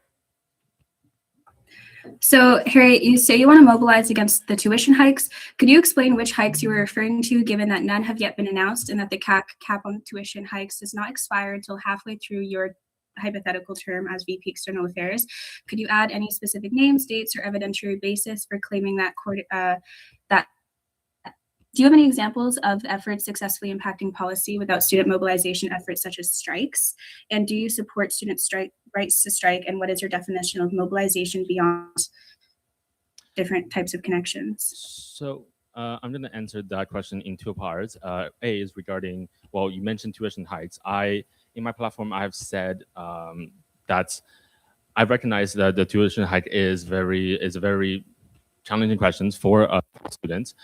But we also have recognized just a couple days ago, that the McGill and Concordia has dropped their lawsuits against the Quebec government, which means that they're no longer meaning to take any actions. So in my thinking, that mobilization doesn't have to be just, obviously it has to come in the form of idea deliverance, but it also have to come in the format of actual actions. And I think the SSMU have an obligation to help, especially the low-income students, in terms of tuition hikes, and that's something that you can. That's something I intend to do, and that's something that, despite no matter what the government is planning to do, we have a backup plan, and that's working with the McGill administration, maybe more bursaries and other things. So I hope that I answered that question satisfactory. Yes. Yeah, I also wanted to ask, so your platform focuses on the experience of being an immigrant student running for SSMU. And as the daughter of an immigrant, the rights of immigrant students are really important to me. I want to ask VP External Affairs, hypothetical VP External Affairs, how would you be planning to advocate for immigrants? Well, I'm so glad you asked that. As you know, as a first generation immigrant, I've came to this country, didn't speak English, had nobody to really to be there to support me, and so in my term as a VP external, I want to do the same for other people who is going through the same situation, because let's be honest, it's hard. It's very hard to be somebody who doesn't speak the language, came to this province, and so I want to be there to connect with them. So that means that either means on campus or off campus. On campus could be something working with a VP internal, have more opportunities and culture celebration. Okay, thank you, Harry. for the We're going to minority. switch to Sophia. Oh, I just wanted to ask, do you have anything that you will do in terms of, the Bill C-12, which is largely affecting immigrant and refugee students, meaning that they can be displaced any time and is bringing in like a very easily deportable manifestation to Canada? Would you be doing anything to support students that way? Yeah, especially with Bill C-12, I think it is very important that we acknowledge that it is an issue that we have to work with the federal government. Students are being affected. But at the same time, I think it is very important to acknowledge what the SSMU can, in terms of with federal policy. It is a national policy that the federal government has implemented or will implement soon. So I think that's something to think about our jurisdiction as the SSMU. Of course, we want to get opinions out, but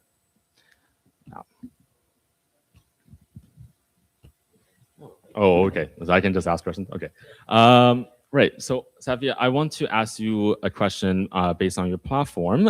You have said that you want the video to cut ties with RBC. Can you explain to me, because I'm a little bit on how the SSMU, what's your understanding of the SSMU to RBC right now? And what can you, what are some concrete plans that you are planning to take? So my answer to that is that McGill currently has a thing called the McGill Personal Financial Essentials, and it's in collaboration with the RBC Future Launch. RBC is a really bad bank, as most large banks are. It has a lot of stakes in environmental crisis. In fact, when I was a new student here, I did Rad Frosh, and I had a speaker come in from RBC. Against RBC to talk about how bad they are for the environment, and they also have a lot of money going to the genocidal state of Israel. And I think that as students, we have a lot of new places that we're discovering, and I think that we should be allowed to have ethical financial ties. And so at SMU, I want to represent that. And as a person who will be managing campaigns, I would like to launch a campaign against McGill collaborating with RBC, so that we can continue, as we already go to a university that has ties with Israel. So I would like us to have financial institutions that aren't in ties with them and aren't also actively destroying the environment. Okay, so as I'm wrapping this segment up, I'll give each candidate, just to catch up, just as we're at the end of open discussion, I'll give everyone around 20 seconds to finish up their statements. So I'll just start with Harry first. No, I don't have much to say except for that I want to increase more support our minority students, and especially, like Safia said, against on very harmful bills like Bill 9 and other potentially controversial things that the provincial government will throw at it. That's why we need to utilize this provincial election.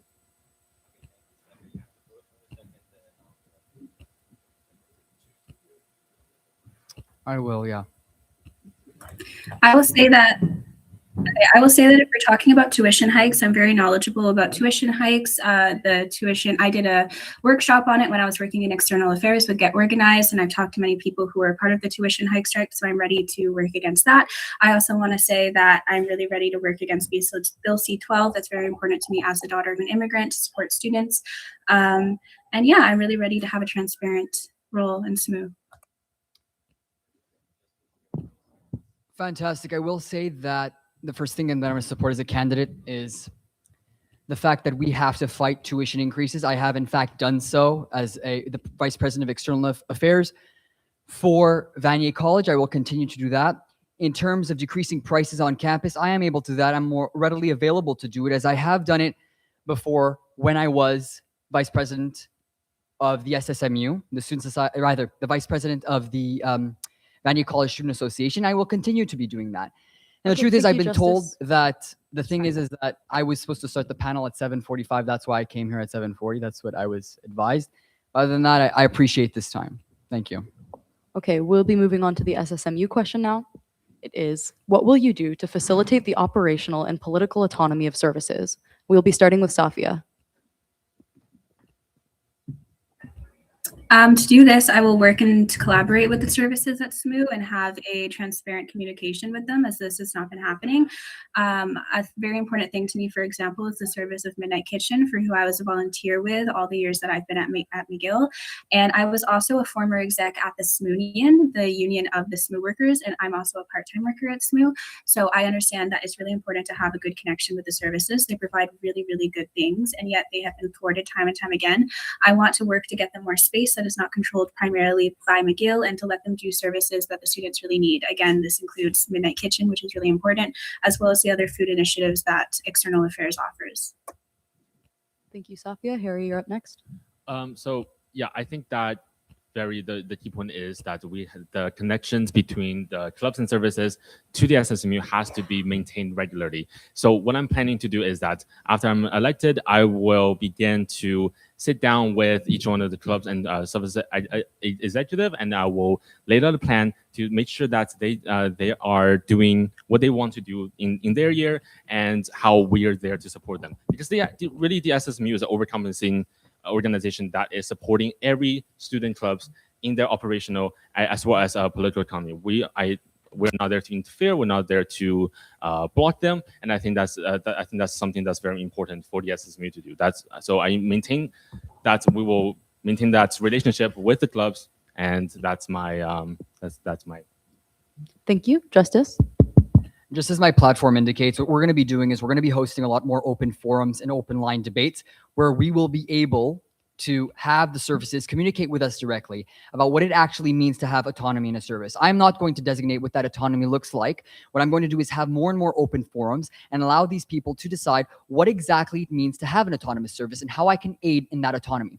The most important thing about having services is realizing that they have a voice, bring them to the table with open forums, which right now we're lacking. And I'm very proud to say that's a part of my platform. And that's what we're going to do moving forward when I'm elected. Thank you. Okay, thank you, everybody. Now we'll be moving on to the audience questions. The first audience question is, what is your plan to address housing poverty? And what could you do in terms of protecting students' tenants' rights in relation to the Société d'Habitation de Québec? Starting with Harry. So that's awesome questions. My plan is that because I'm a science major, and so that allows me to work to build a new online housing platform where everything will be listed around McGill, where there's cheaper rents available, sublets is available. It's all in one place, and students can easily use this website to find housing around campus. And in terms of protecting students' rights, I think it's very important that we have resources to protect students when they're signing leases, acknowledging that what they can do and what should they look out when they're signing leases. We're here to protect their rights, and I think that's something that we need to offer support for. Thank you. With that, we'll hear from Justice. Very easily, I used to work with Sun Youth as a volunteer opportunity, and the biggest thing for me was the ability to work with impoverished youth and impoverished individuals in general. The truth is that we need to start an open forum regarding the fact that there are a lot of homeless youth that have to get the housing crisis under control. And we're going to be able to do this very easily, right? Right now, on the platform, dealing with poverty means with working with organizations like Sun Youth over and over again so that we're able to actually have the experts in on it. We're not going to pretend we're experts here, because if we were, then we would be dealing with the housing crisis ourselves. It's about bringing in the experts we know that are at our disposal to actually be able to address the housing crisis, because poverty is a big issue, and protecting students and tenants' rights is what we're going to be able to do. Thank you. Now we'll hear from Sophia.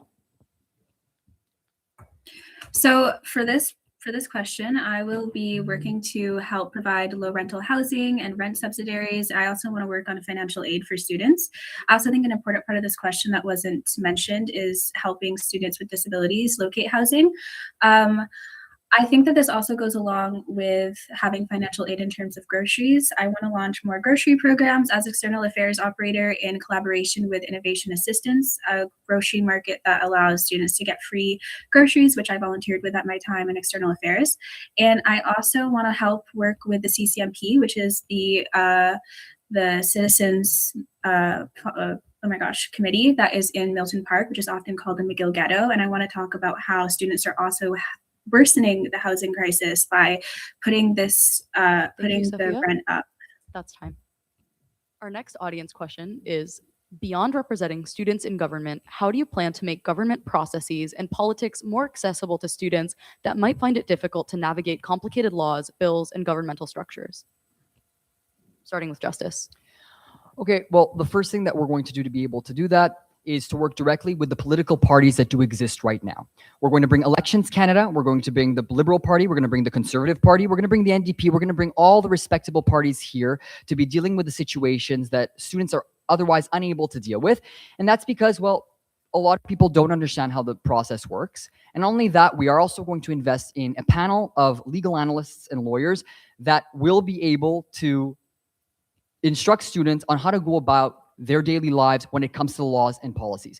Because right now we have in-house counsel, which is fantastic. But the question here is, how are we going to expand that to students that otherwise don't know how legal process works? So not only working with political parties, which we've done in the past, we're also going to be working 45 seconds. with lawyers. Thank you. Okay, Sophia, it's your turn. I am going to do what I think is a good thing to do, which I've done in external affairs to get organized, which is workshops. I don't want to do these workshops with actual people coming from the different parties because I want students to learn about it unbiased. But instead, I would like to have students who have gone through that process of understanding government, and I'm also a minor in political science, to understand these government processes and also to find different fields of politics and policy that are actually pertinent to themselves and could be helping or affecting them in a negative manner. So yeah, I would be excited to do different workshops with students. Maybe if we're again talking about Bill C-12, we could have people come in from the different organizations working against it to understand how that policy actually affects us and what we can do to fight against it. Okay, thank you. Now we'll hear from Harry. So this is a question that is very deep, close to my heart, because as someone who came to the Quebec province, it was very difficult for me to navigate everything. The RMAQ, when I first moved to Canada, the RCC, and so much different rules and bureaucracy. So I want to create a bilingual guide for students that tells you exactly how to navigate and what are some things to watch out for legally, and that is publicly available to students. And the SSMU should also have something for students to just come in when they need this help. We're there to help them to navigate stuff like maybe translate or whatever it is they need on things like when they're talking to the AEF, the student finance with the Quebec government, or other government institution. I think that's very important for us to do. Thank you, Harry. Speaking of bilingualism, our next audience question is. Okay, before also to give some people to prepare, I'll cut it down to 30-second responses just because we have a lot of audience questions and we need to finish by a certain time. Same as your closing statement, I'll limit it to 30 seconds. Thank you. Okay, question 3 is, est-ce que vous trouvez que le coût de la nourriture sur le campus est trop élevé? Pensez-vous que McGill fait assez pour rendre la vie étudiante abordable et sinon, que proposez-vous de diminuer les coûts? To take the life student or no. Right. So I understand. I'm gonna just respond in English. So yes, student food security is a problem, and I think we have currently a good nutritional programs that is currently available. And so for me, I think mine will be on low income students on food security, in terms of subsidizing them. Okay, sorry, Harry, that's time. Justice? Alors, on va commencer par dire, si on veut être le vice-président des affaires externes, le AUM, on doit parler le français parce qu'on est une liaison entre le gouvernement québécois et le AUM. Ça, c'est premièrement. Deuxièmement, oui, c'est très élevé, le coût sur campus. On va changer ça par investir dans les coopérations et les coopératives étudiants sur le campus. En effet, pour laisser les coopératives vendre plus de viande, plus de breuvages laitiers et plus de produits naturels, parce que maintenant, il y a essentiellement une monopolie par beaucoup de coopérations sur campus, et ça, c'est pourquoi maintenant c'est trop dispendieux. Alors oui, il y a un problème, on va faire ça ensemble. Merci. Thank you, Justice. Safia? Merci pour la question. I'm going to answer in English, though. I do think that food costs on campus are very high. I want to cut this by working more with local farms, such as Mac Farm. And I also want to, as I mentioned, work with grocery programs that can present students with lower cost options or even free options for groceries. This is another way that we can do this. The food pantry is currently operating out of SMU at External Affairs, but it has not been operating with a lot of strength this past semester. So I want to re-up that. And I also want to work on food prices at actual places on campus where you can get food, as the prices have been going up in recent years. Thanks. Okay, thank you, everybody. Our next audience question is, in November 2023, the policy against genocide in Palestine was passed by referendum with overwhelming support.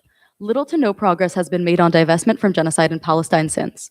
How will you ensure compliance with this policy? Starting with Harry.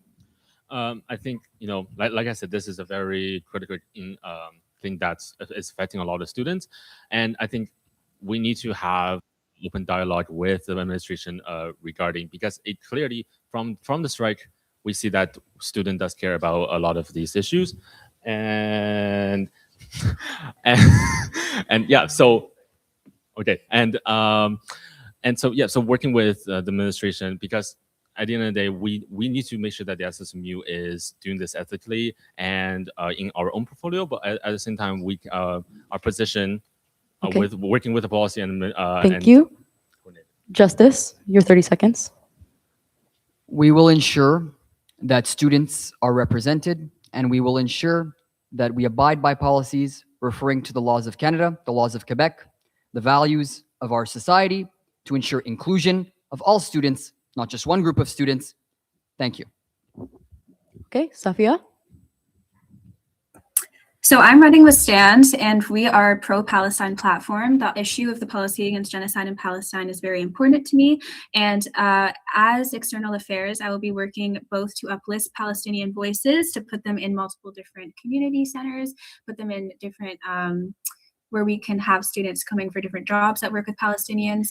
And I also would love to not work with the administration completely because we're working on a divestment platform. We want McGill to divest completely, and the administration has made it clear that that is not their goal. Okay, thank you everybody for these remarks. Audience question number 5 is, will you respect and support motions from General Assemblies, even if it opposes the views that you openly advocated for previously? Safia, you may begin. Yes, I will. I think that before Legislative Council and before the BOD, before the BOG, the most important thing at McGill should be General Assemblies. I do not want us to work on a system that like puts a board first. I want us to listen to the students, and I want us to democratize all of our investments as well. I think that that is the most important thing, and I think that that is one of the problems with having an open dialogue with administration, is that you're actually hearing the administration voices instead of the students. Okay, thank you. Harry? So yeah, I think everybody makes this role so much more political than it is. In my opinion, I think we're there to support all of the students, despite doesn't matter what our own view is. And I think whatever these, like I said, we're a megaphone to what the students want, and if the students wants to do this, we're there to support them, support all groups of students. So I think it's very important to think about this in terms of it is 25,000 students. We need to be there for all of them. Thank you, Harry. We'll close this question off with Justice. I think it's really important to respect what the General Assembly has to say. The General Assembly is our student body, and the students should be respected. Of course, if it means looking to particular views that may oppose your own, yes, of course, that's what the General Assembly is. The General Assembly is about respecting democracy. It's about democracy in its highest form. Naturally, if we really want to uphold what the students have to say, that is precisely what we're going to do. And I look forward to doing exactly that when I'm elected, because all my students matter. Okay, thank you. With that, we'll move to closing statements. Just a reminder that because of time, we'll be doing 30-second statements here. Safia, you can start your closing statement first. Thank you everyone for being here and for taking the time to listen. I hope through this debate you've seen my genuine commitment to rebuilding trust between students and SMU. Students deserve transparency and accountability from their representatives, and they deserve a real say in how they are represented. Students deserve a SMU that listens, represents them, and takes principled action. Stand up for SMU, stand for transparency, anti-austerity, new voices, democracy, and vote stand. And also check out the platform of the other people on my platform, Mars, Cece, Laurence, and Mia. And thank you so much. Thank you, Harry. We'll hear from you next. So this campaign is really not about political scheme or personal game. It is about you, the students who define our student society and makes McGill the great community that it is. The idea of a public office, as has always been the case, is that lies within the fact that we are here to serve our students. So if there's anything you can take away from this campaign, I hope it is I'm focused on student first always. And I hope you can be a little more familiar with me and my motivation for running. Thanks all for coming tonight. Thank you, Harry. Justice? What I'm running on is very simple. We're going to reduce prices on campus for all students. We're going to represent all students, regardless of their political affiliations, beliefs. Because together, it's not about what we personally believe, it's about what we make up as a collective. And all of us here as a collective do want cheaper prices. All of us as a collective do want to see students thrive in student businesses. All of us as a collective want to be able to represent our student body adequately, and that is precisely what we're going to do. So I close my statement very simply by saying not only vote for change, but vote for justice, but also we're going to change this university together by prioritizing the students as a whole. Thank you. And that concludes the VP External Affairs debate. Thank you to all the candidates. So can I ask for VP Internal to start right away? We won't take a break because we're a bit behind schedule. Thank you.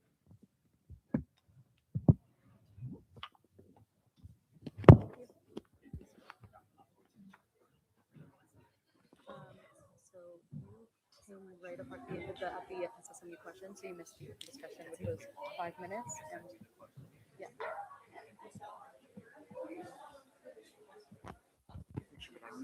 Well, so you missed this part, which is 5 minutes, and then also the individual candidate questions. So we have one. Sorry, this is the wrong section. The candidate sections, and then exec questions and opening statement. Yeah, that's true.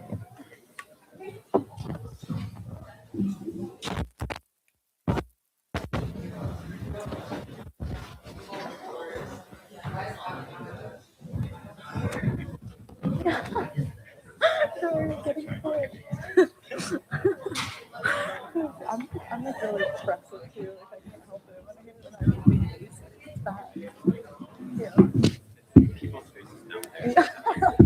Yeah, it really gets me. Okay. Are you? Yeah. Okay, I mean, it looks like everyone's just like friends. Right. Like, nice. I could do a YouTube video sample some videos.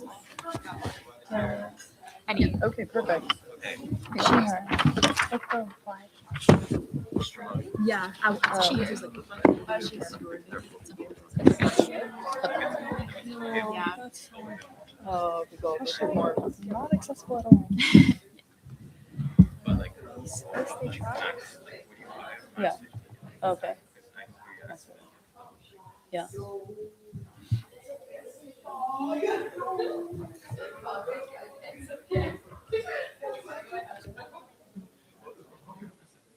I know. I heard that was yeah.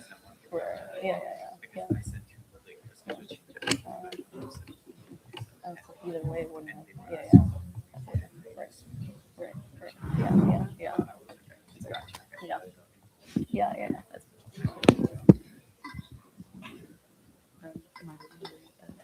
So we start with opening. oh, okay, if everybody's ready, we'll begin the VP internal debate with opening statements. The first one will come from Sophie, sorry. Oh yeah, the slide, yeah. Yeah. Okay, so the full order, since we don't have it up on the slide, is Sophie, Mia, Maggie, and then Anna.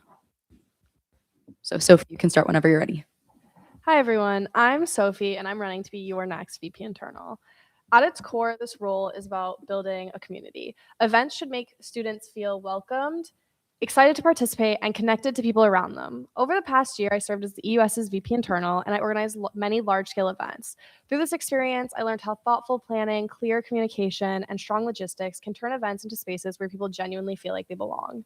My platform focuses on 3 priorities, the first being accessible and intentional programming. I want to expand free and low-barrier events, whether that's creative events, outdoor activities, or longstanding traditions such as 4 floors. Second, stronger structure and accountability. Events should feel organized and safe with clear communication and systems that actually respond to student feedback. And third, deeper engagement across campus. This means strengthening collaboration between faculties, McGill, and alumni and clubs so students feel not just connected within their communities, but across McGill. My goal is simple. It's to create a more connected, engaged, and united community. Thank you. Thank you, Sophie. Mia, for your opening statement. Hi, I'm Mia Dadiha Shibara, and I'm running to be your next VP Internal with STAND. As a third-year student working and volunteering in many different spaces within SMU like GERTS, I've witnessed both the good and the bad. From working as a staff at 4 floors to attending multiple different froshes, I've seen how things can fall apart, especially when dealing with alcohol as well as inclusivity. Also, political processes in SMU are overly mystified, making student involvement quite inaccessible.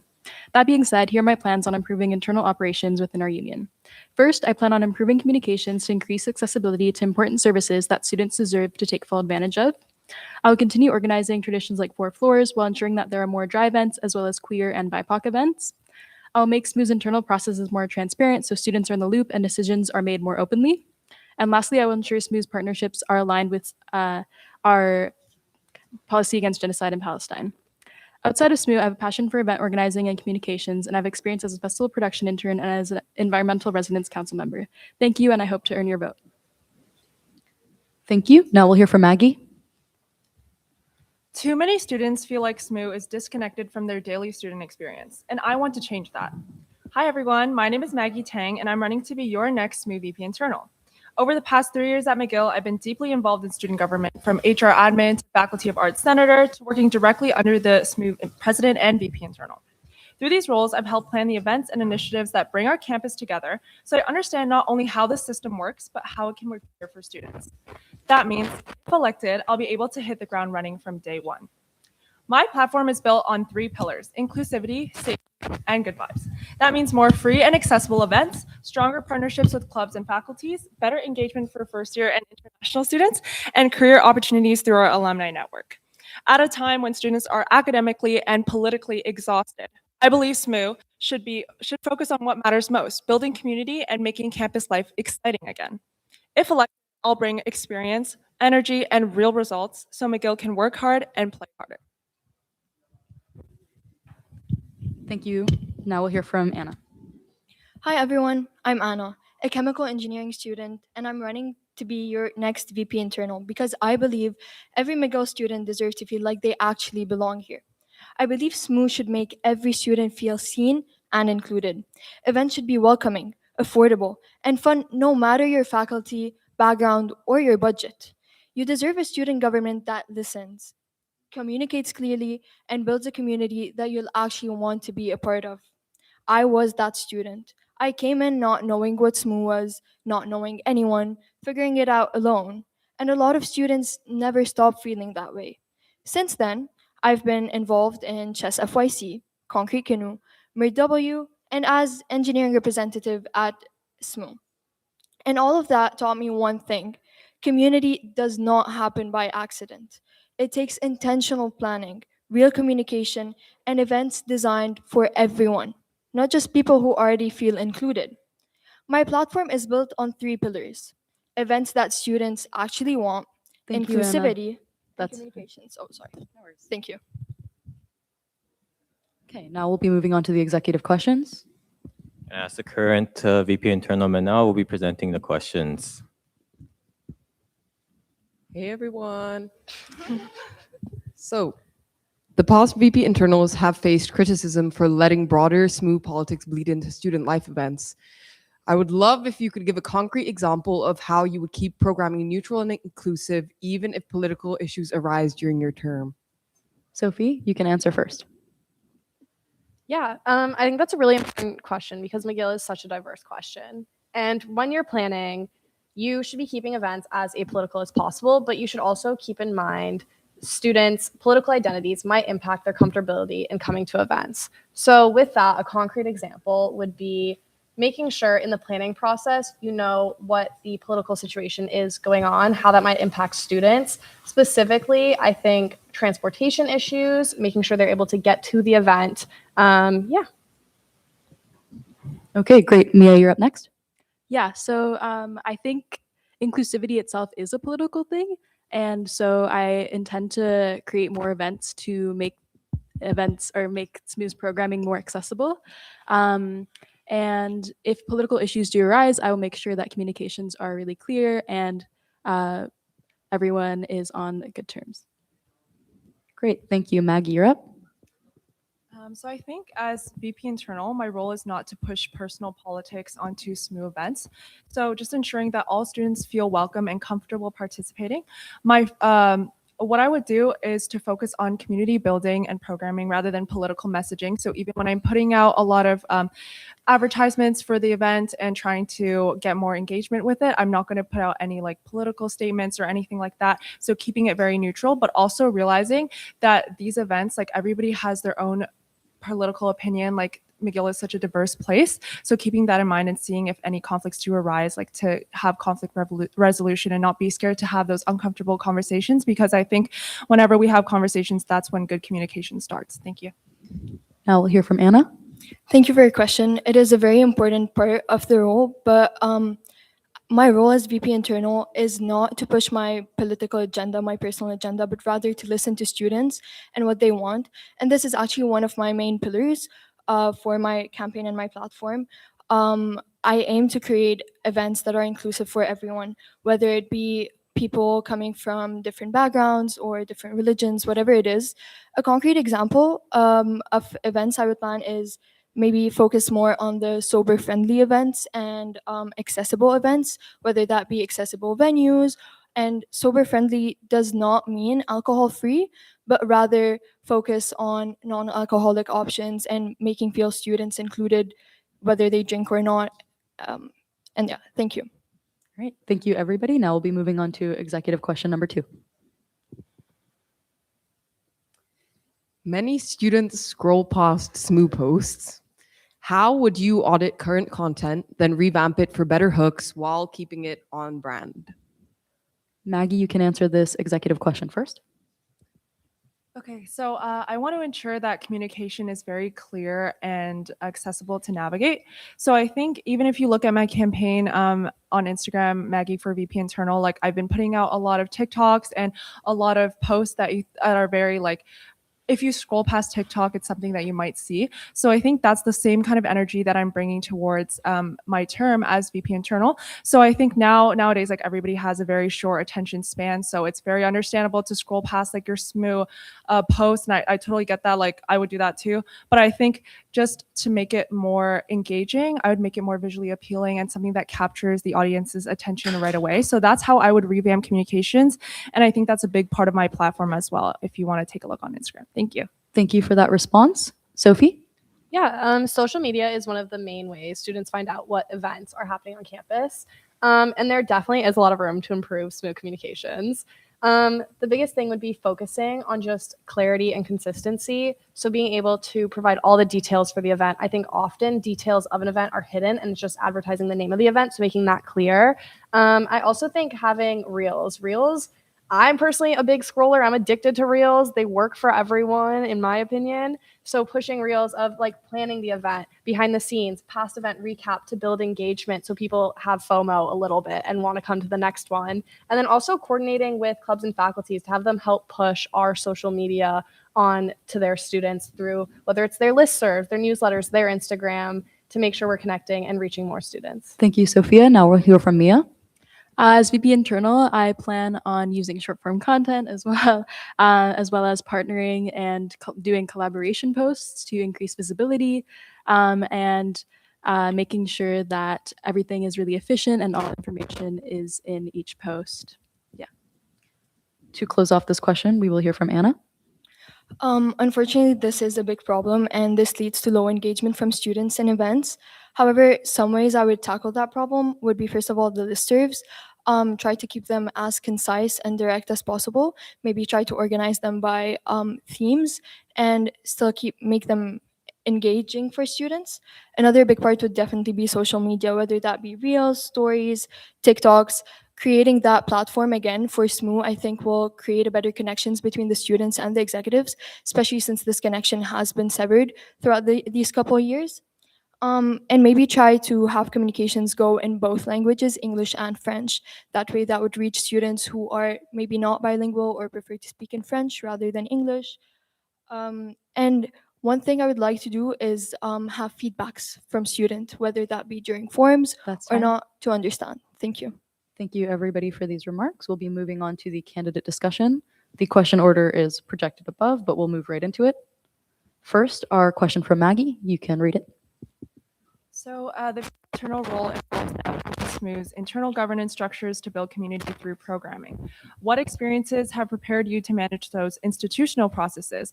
And how would you ensure that broader political initiatives don't overshadow the core responsibility of creating inclusive community building events for the entire student body? Anna? Yeah, with experience with managing governance, through being the EUS internal, I sit on the board of governors for the EUS as well as our council. So understanding how motions, how governance works. And then, sorry, I can't really see it. Yeah, and then with political initiatives, I think at the end of the day, the internal's job, at the end of the day, that's under our portfolio. That lies a lot more on other executive positions, and it's not for us politics. It should be for us for building events. And thank you, Sophie. Mia, we'll hear from you. Yeah, so with internal governance, I work in SMU, so I'm always around all the staff, and I make sure to attend all the general assemblies, and I also am aware of the SMU Union, and I'm a member of that. And then the community building events, I would love to continue organizing the traditions that we have going on, such as 4 floors and the balls that we have. And yeah. Great. Anna? My experiences in diplomacy, one of them, as mentioned, is engineering representative at SMU. I think that gave me insight into how the politics really work and how the decisions are made on the student council. Previous experiences in MUN, which aided my diplomacy and communication skills. As for planning big events, I've been on the coordinating committee for so I have planned events. I reached out to sponsors. Also, I was previously a scout chief, so I did plan camps and then weekly reunions for girls aged 12 to 17. So I feel like I am pretty much experienced in that department. Thank you. Thanks. On to our question from Sophie. VP Internal often has to balance large traditional events with creating new programming. If resources are limited, how would you decide what to prioritize? Mia, you can answer first. I would prioritize the events that have been successful in the past. I would use the SMU building for everything, and I would coordinate with other student groups to create new programming. Thank you, Mia. Anna? I would maybe prioritize the events that students need more or that students have spoke up and said, I would prefer to have that event instead of the other. I would also go back to events that people already like and traditional events like 4 Floors, Nightmare on McTavish, and such events. Thank you. Finally, Maggie? Yeah, so I think offering a similar sentiment, I think resources being limited is a very realistic problem. And I think what I would do is kind of get out a feedback form and see like what events students really want to see through the listservs.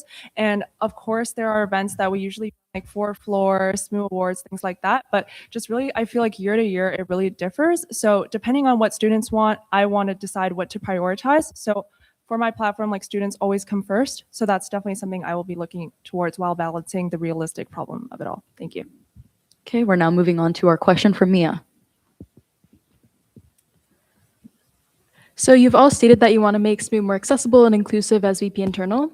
This role is responsible for decisions such as procurement and sponsorships for events, decisions which have inherently political implications. How do you all understand accessibility, and how will you reflect SMU's political mandates if elected? Sophia? Or Sophie.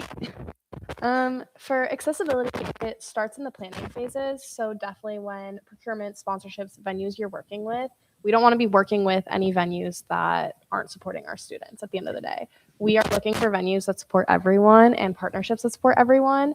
And accessibility starts at the beginning throughout the planning process and the event yourself, like itself. It's important to recognize these political implications because almost every company is politically sided in some way, and you do have to recognize that, but trying to find events that make students feel most welcome. Thank you. Anna? For accessibility, I think also looking at what students need again, that may contain like low or no cost events, having different options for students, and as Sophie already mentioned, maybe looking into more accessible venues for everyone. As I already mentioned, also looking at sober-friendly alternatives or bilingual alternatives would be something. Accessibility should not be an afterthought. It should be something thought out during the planning as a first thought rather than an afterthought. And as for sponsorships, I've had experience in a couple of my previous roles. Sorry. And lastly, Maggie.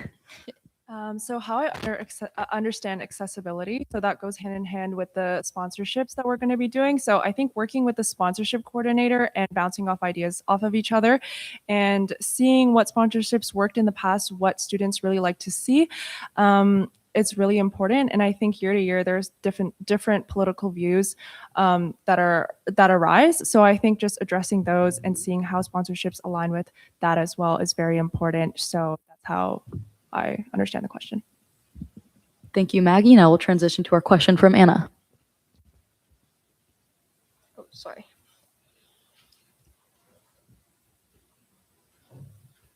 Sorry, I did not have it open in front of me. Okay. Before COVID, SMU played a bigger role in welcoming students. That energy has since faded. If the first 2 weeks back, in the first 2 weeks back, what specific initiative would you implement to bring that back and ensure first years know what SMU is and want to be a part of it? Maggie, your 30 seconds starts now. Yeah, I really like this question because I actually did work with the first year council this year. So I think I personally think that having a first year welcome festival is very important. So on top of the VP clubs and services that have like the whole clubs and services fair where you get to activities fair, where you get to see all the clubs and kind of see what the community is like. I think on top of that, having an event that's targeted towards first year students to help them feel like, what is McGill like? What is it like? How to engage with it is very important. So that's what I would do. Thank you, Mia. So in my first year, I was able to be a part of Radfrosh, and I think it'd be great to have other Froshes from other clubs and services where you could just attend a few events and then also attend your faculty's Frosh. I really found a lot of community through that, and it would be great for other first years to feel that way as well. Okay, thank you. Finally, Sophie. Yeah, I think a big thing is SMU stepping up and how it supports faculties during their planning of Frosh. More involved with the interfaculty organizational committee, which has all of the internals sitting on it, and seeing what they need to have better promotion, and with that, seeing how we can collaborate with them to introduce first years to SMU initiatives and what SMU is. Hand in hand is also seeing how first year can be supported and kind of providing SMU resources to make sure they are able to get in touch with the students they need to spread that. Okay, thank you. So we'll now move on to the open discussion. So as a reminder, for four-person debate, we'll allocate around 8 minutes. So when you want to speak, please raise your hand and don't be shy because there are 4 people, so you have less speaking time. So feel free to cut each other off by raising your hand, and the moderators will free speaking time. Around 6.5 seconds, I'll give every candidate a chance to give their final statements and wrap up the segment. So the first candidate to begin the conversation will be Mia. So you can start whenever you want. And anyone who wants to respond to her can raise their hand and the moderator will pick on you. Okay, I have like some general questions, and this is based on like the internal VP internal position being not being political. How will you guys go about whether to allow surveillance and campus security at SMU events or not? And another would be which companies, or how would you go about deciding which companies should be excluded or included at career fairs?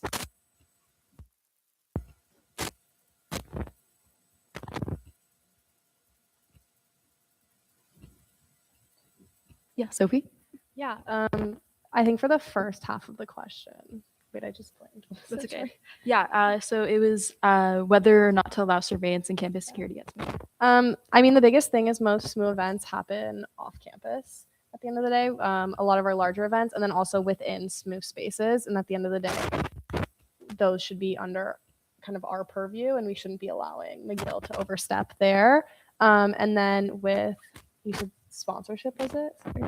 Yeah, with like I can give an example. So for an example, at like career fairs, we have RBC tabling at a lot of them, and RBC is one of the banks that do not fall under our like BDS and Genocide Against Palestine mandate. Or yeah, I think with that, it's balancing student interests, because at the end of the day, we can't control what every student believes, where every student wants to have their career, or where our alumni network end up after graduating. And it comes down to supporting, like bringing students connected to our alumni. And yeah. Okay. If anyone on the side of the table has a question or wants to make a statement about that. I think to answer one part of your question for the career fairs, so I know that SMU has access to a large alumni network. So just talking to our alumni, seeing what students want. Obviously, students are first and foremost when it comes to careers and stuff like that. Like they want more opportunities, and that's what SMU is here for, is to support students. So just gauging interest and also balancing like everybody's diverse political opinions and seeing which companies are the best for the career fairs at that time, I think is how I would approach that situation.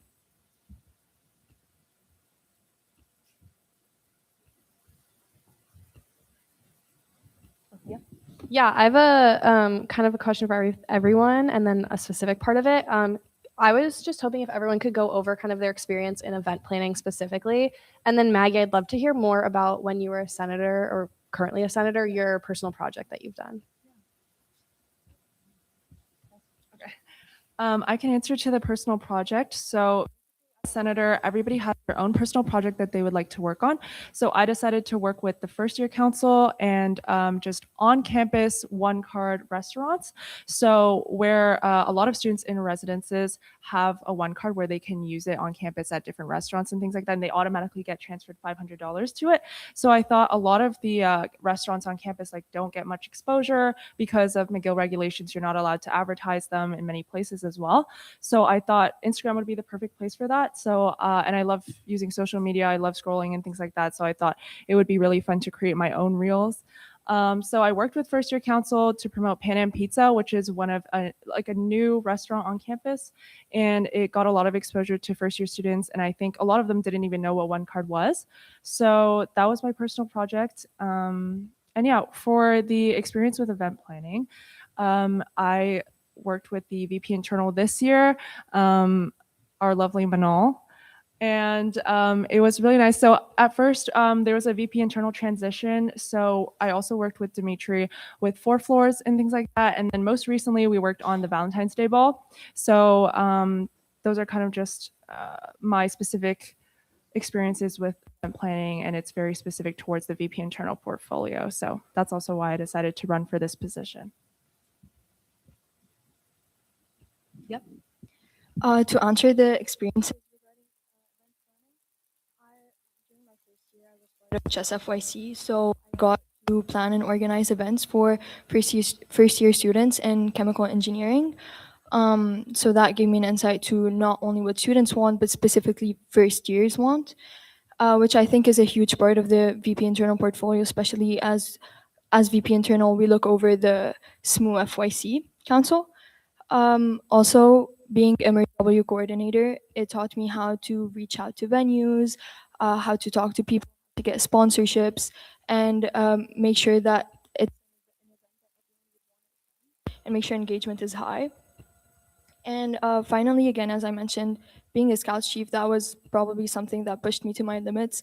It taught me how to organize camps, and that was not really in Lebanon with everything that's going on back in the country. It was really difficult to try and find like venues for everyone and try to make it engaging for everyone without having political opinions clash, and make sure the girls are all engaged and having fun. But yeah. As for my experience with event organizing, in first year, I was part of the Environmental Residence Council, and there I planned a lot of events that invited a lot of first years to connect. And then I was also an action planner with a youth-led climate justice group called Sustainability Teens, where I planned block parties for different organizations in the area. And then last summer, I was a part of the Stony Pro Popolo Music Festival. So I organized workshops for local artists, shows, rallies, marches, picnics, etc.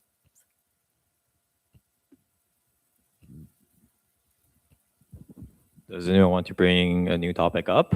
If not, we'll just wrap up. Everyone gets around 20, 30 seconds to. Yeah, I'll Yep. add something. Okay. So I asked a question about the politics of this role, and I just wanted to say that I think it's a responsibility of SMU executive students to help create ethical ties on campus. So I would strongly go against having banks and other companies that go against BDS at our career fairs and other events in general. Okay, so all candidates get one last speaking chance for around 30 seconds. So anyone want to start first? Okay. Do you want? The closing statement, right? Not the closing statement, just ending the open discussion. If you have anything else to add, it's unnecessary. Anyone has anything to say? Yeah, Sophie? Yeah, I think the biggest thing is just making sure that the events and communication that we're having with the student body is targeted at engaging all students more and working to unite the campus for better. Okay, if no one has anything to add, we'll end the open discussion session and move on to the Smoonian question. Okay, The big question is, what will you do to facilitate the operational and political autonomy of services? Starting with Maggie, and your response time is 45 seconds. I was wondering if there's any like more specific examples of this question. This is just the question and its wording that was given. Okay, perfect. So I think for services, obviously we have like a VP clubs and services for that. So I would work with the VP clubs and services under their portfolio to help support them with any operational and political autonomy of services. And I think, yeah, so it doesn't fall directly under my portfolio specifically, but I will do my best to support the VP clubs and services with that. Thank you for that response. Anna? Um, I think services are a big part of SMU. They are the core of SMU, and I think students really appreciate them. I personally do. So I would make sure that students are fairly compensated for their work and all their effort. And I think it's something that just adds to the McGill community. So I'll try to coordinate with whoever I need to facilitate their operations and political operations. Thank you. Now we'll hear from Mia. I've personally benefited from a lot of the services, and so I've heard firsthand that there has been some miscommunication within SMU and the services. For example, the Flat Bike Collective and Midnight Kitchen have had some issues. So I would just make sure that the communication is clear, and as well as, yeah, just making sure that they have autonomy and not giving up when things are hard. Thank you, Mia. Finally, we'll hear from Sophie. Yeah, I think autonomy of just workers in general is super important, and it's important that we respect them. Within the aspect of being internal, our kind of relationship with services is often to use them for events, such as we use GERTs quite often, and just making sure we're respecting the people who work there. With that being said, specifics on this union and services specific is not under the internal portfolio, so it would not be my role to overstep.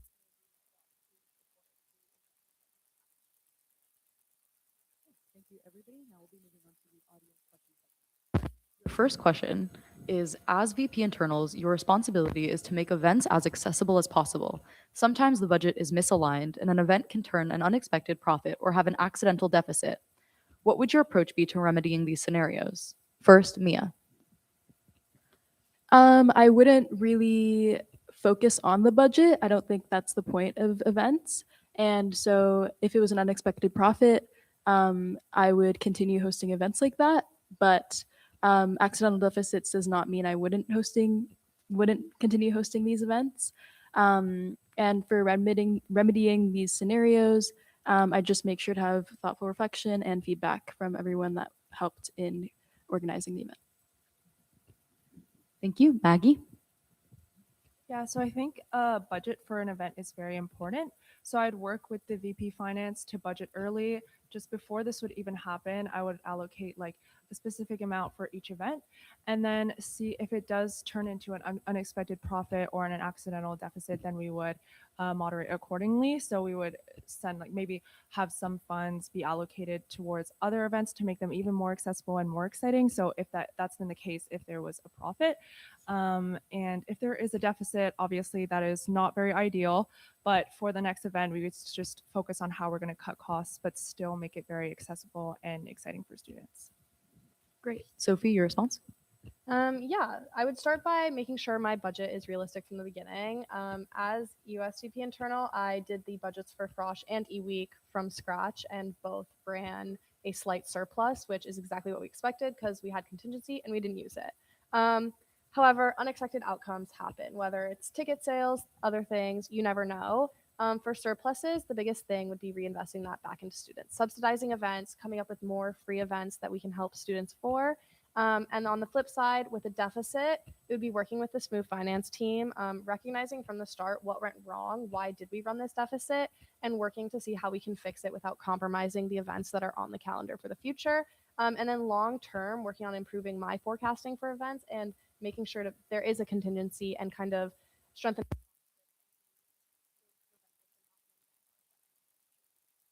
Lastly, we'll hear from Anna. Budgeting is a very important part of event planning, and it would definitely be something I would focus on during the planning, not after.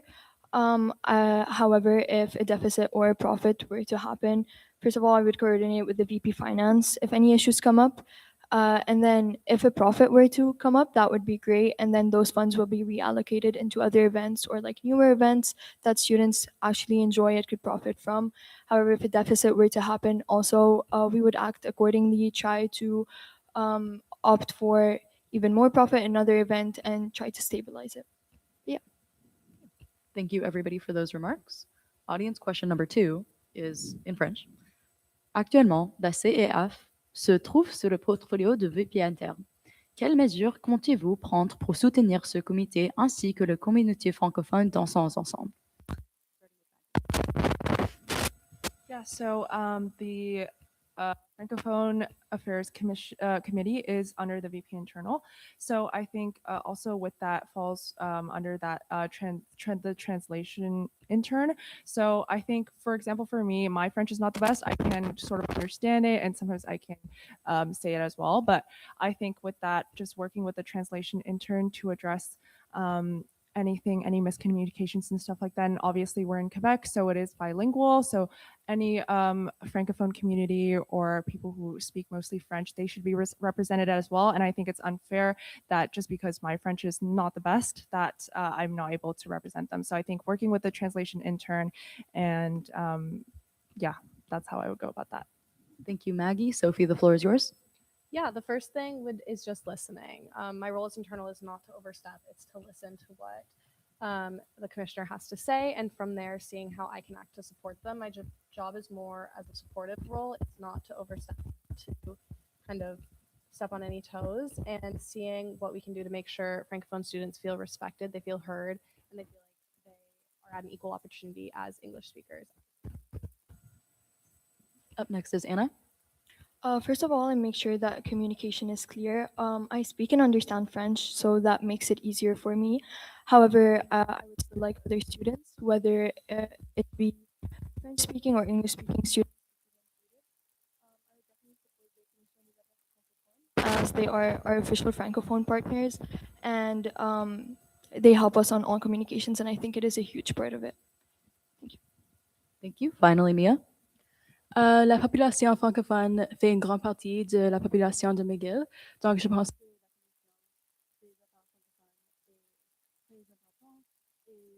de soutenir, d'organiser des français et avoir des postes de médiation en français.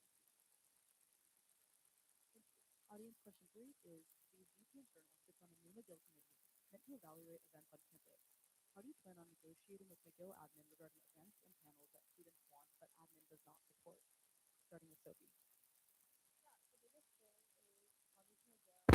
How this event will benefit the community as a whole. A lot of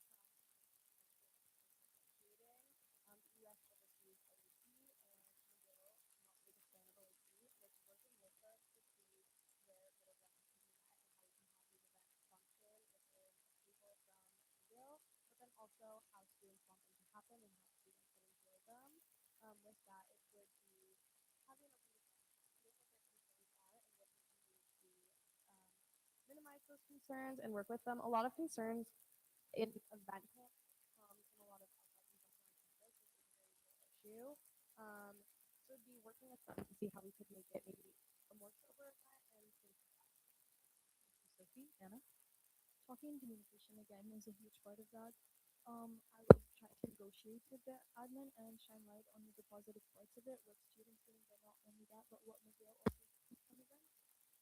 At the end of the day, it is the students that we represent as VP Internal, and so I would try to negotiate and find a middle ground and try to find something that benefits both students and the admin. At the end of the day, we also do not want to make admin our enemy and have no events go as planned. So, yeah. The McGill Student Union has had like a quite weak track record in standing up for students compared to other unions in the city, like Concordia's or EDM. So I think McGill needs to step it up and stand up for what students want, politically or culturally, anything like that. And I think the student union position where McGill can host their events, but our events can be unique and political. Yeah. Okay, with that, we are moving on to closing statements.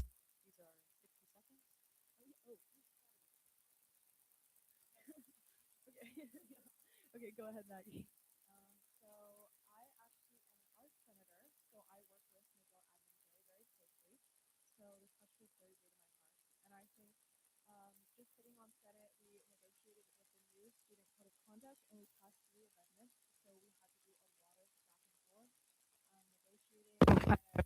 Knowing what each McGill admin character is like, their negotiation style is very important. So I already have established connection Within McGill admin.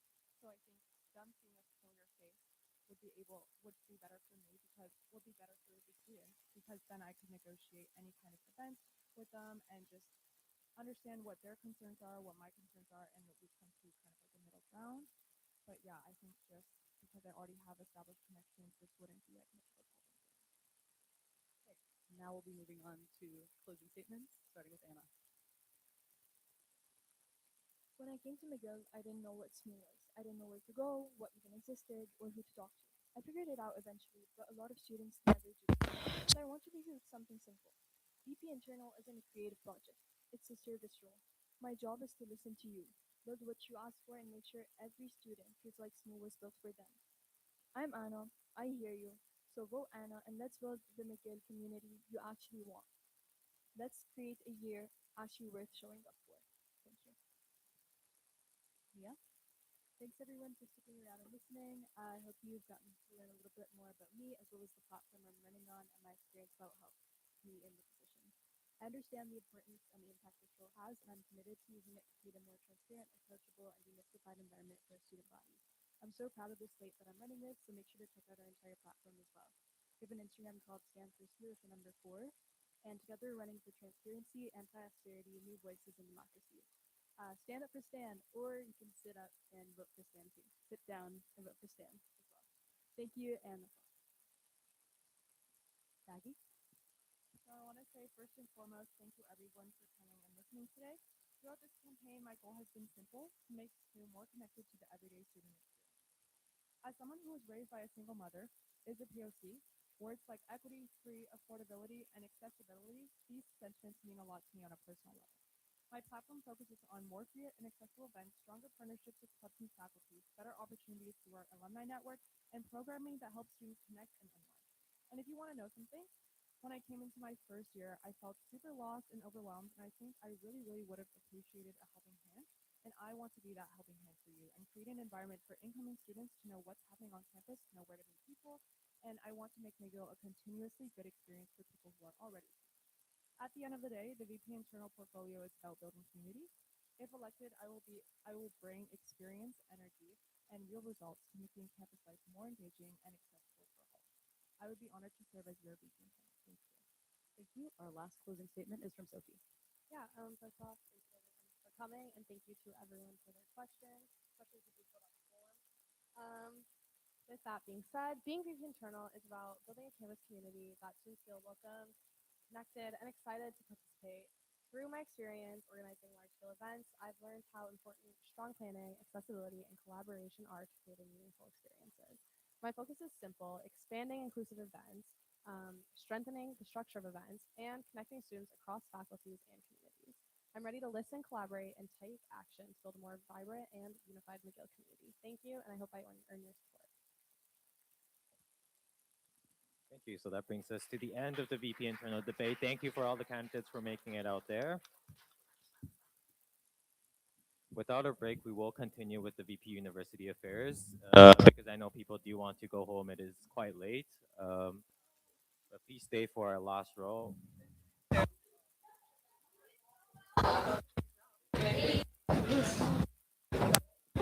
every time someone says I'm country club show, I just see them.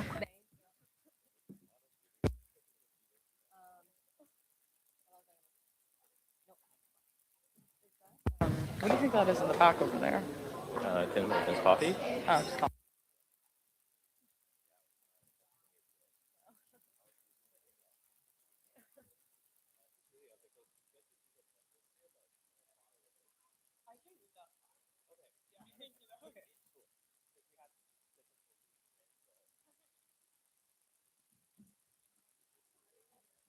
Because it's scheduled to take around 25 minutes. So we'll be able to finish like. Okay. Why is the stage like hollow?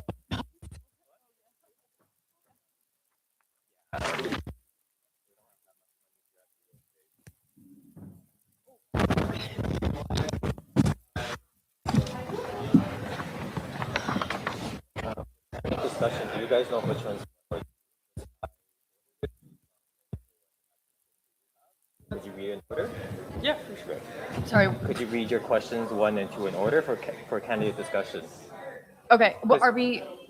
No, you are fine, but I'll be Cecilia Yeah. 1, Megan 1, Cecilia 2, Megan 2. Something Okay. like that, or Megan 1, Cecilia 1. And okay, and by that. Please. You get nervous. Because I think you guys are the only ones. Because the president didn't end up doing the candidate discussion, so that's fine. Okay. Ready? As ready as I'll ever be, yeah.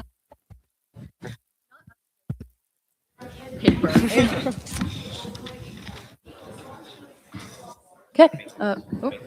Oh yes. Ready? Why is it so? Where's Acadia? How do you? Acadia? Oh, that was good. That was effective. You're supposed to say decorum. Oh, right. Okay. If everybody could get settled, we'll be moving on to the last debate, the VP University Affairs debate. Okay. Opening statements. We can begin with Megan. Hi, everyone. Thank you so much for being here so late. It is so late in the day, and I appreciate you all. I want to say that I'm here today not just to fight for your student experience in the classroom, but also just on campus. As the Education Student Senator for the past year, I've worked with every single part of the UA portfolio. I've sat on Legislative Council. I've worked with Senate caucus. I've sat on Senate. And so it's super important to me to utilize the experience that I've had so far and really fight for your experience. And not just the experience, but also the relationships that I've built, not just with student leaders, but also working relationships with people in McGill and student services and also in admin. And this year I've accomplished quite a bit of things, but I'll sum it down to a few things. I've asked a question to Senate about the policy on assessment of student learning to make sure that I'm advocating for your student experience in the classroom. I've also worked with student services, specifically with the Student Wellness Hub and Student Accessibility and Achievement as the co-chair of the Committee on Student Services. And I've also helped with revisions to the Code of Student Conduct. That took up pretty much our entire first semester, but it was work that was worth it and super important to protect student perspectives. And my platform Megan. is okay. Sorry. Cecilia, your opening statement. Yeah, first off, again, thank you all for staying so late. I know I'm tired. You're probably tired. But yeah, my name is Cecilia Callahan, and I'm a U2 student here pursuing a joint honors degree in philosophy and gender, sexuality, feminist, and social justice studies. Over my time in Montreal, I've been engaged in meaningful grassroots initiatives at every opportunity provided, which has given me valuable perspective into the real needs of our community. These experiences have taken many forms, from hosting feminist radio segments on CKUT 90.3 FM, to cooking up hundreds of free student meals with Midnight Kitchen, to welcoming new students to campus as a QPERG Rad Frosh facilitator, and many other initiatives. My experience in student governance with restarting the Gender, Sexuality, Feminist, and Social Justice Students Association and my time sitting on the AUS Legislative Council has given me the necessary skills to advocate for your needs. If elected, I will advocate for anti-austerity initiatives, BDS, gender-affirming care, mental health supports, a policy against AI on campus, and opposing the new identification policy being proposed at Senate. Along with the STAND Coalition, I am running for transparency, anti-austerity, new voices, and democracy. Thank you, guys. Thank you. Okay, so now we have the executive questions. I'll invite Susan, the current VP of University Affairs, to present the question. Is it working? All right. So the University Affairs mandate letter lists a wide range of stakeholders that the VP must represent, all with different wants, needs, and opinions. How will you ensure you can represent all students, even when it requires suspending your own opinion? Speaking first is Cecilia. Yeah, for sure. I'm very excited to be able to take on this role and represent student needs and a diverse variety of voices at Senate. I know that in university affairs, I will oversee a variety of committees, and I'm very excited to work with them, including the Gender and Sexuality Committee, the Black Students Committee, the Indigenous Affairs Committee, all initiatives that I'm very passionate about. I will make sure I'm holding things like town halls, more GAs, increasing access to letting students submit referenda questions. And yeah, I know that this is not a position to advocate for my own opinions or political beliefs, but I believe I am well aware of what the students want, and I look forward to implementing initiatives to support them at Senate. Thank you. Megan? So I've spent the past year doing so, and I've had the time of my life doing it. And as the education student senator, yes, I do represent the education students, which are over 1,000 students, and that's something that's very important to me. But one of the great things about having relationships with student leaders in a bunch of different faculty associations means that I have the ability to communicate with them and also hear from them about what their students are facing. But this is also why things like plebiscite questions are really important, so that we can hear from you and hear what your needs are, your perspectives, and how you feel about certain issues that are currently going on campus. And so when it comes to suspending my own opinions, I think that it's super important for me to approach the role with inclusion and diversity and equity, but also in the way that I approach how students are communicating with me. I think that I try to be very welcoming in my stance, and thank you so much. On to question 2. Strong institutional collaboration with McGill is necessary to achieve the goals of the UA mandate. What experience can you draw on from your time working with McGill that will productively contribute to how you will build strong collaboration with university administration? This time speaking first is Megan. So for the past year, I've had, and I counted, about 67 meetings in total, like formal meetings, and a lot of those were with McGill administration, if you include Senate meetings and meetings that I've just had about the Code of Student Conduct, PASL, that sort of thing. And so working with McGill administration isn't about agreeing with them on every single subject, but it's about creating a collaborative and cooperative relationship that allows us to advocate for students while also maintaining productive working relationships. And so it's super important to me to make sure that I'm continuing the work that I'm doing by representing students' interests and also making sure that I'm communicating based off of my experiences as an education major, but also as a senator. Thank you. On to Cecilia. Yeah, so in my role as the president of the Gender, Sexuality, Feminist, and Social Justice Students Association, I've worked hand in hand with the IGSF, the Institute for Gender, Sexuality, and Feminist Association. I've had great experiences with their dean and professors, and I will build on that knowledge and with my time there in collaborating with McGill administration. Although as Megan stated, this is really not my main goal. My main goal is to represent student needs to administration. And as other members of Stand Coalition has pointed out, McGill administration has constantly undermined what students have continuously been asking for and pushing for through a variety of institutional and non-institutional means. And ultimately, if that means that my relationship with them will not be the greatest, I will always be advocating for their needs first. Thank you.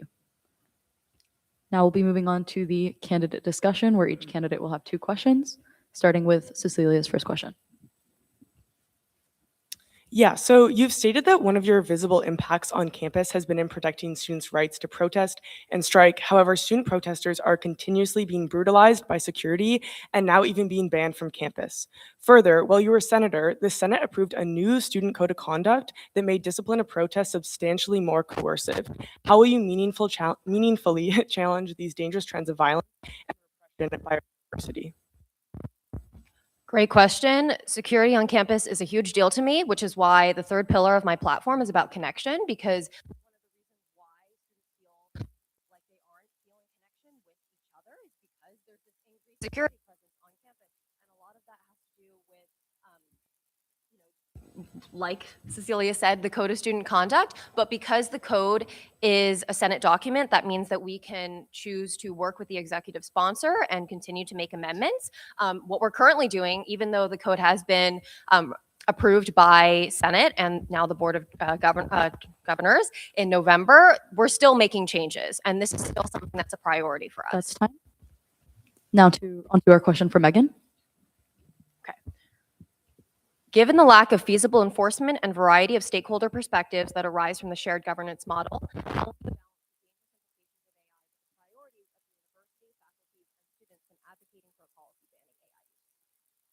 Yeah, for sure. So I would obviously first go through like democratic channels to work with students to determine opinions, thoughts, needs on campus regarding AI.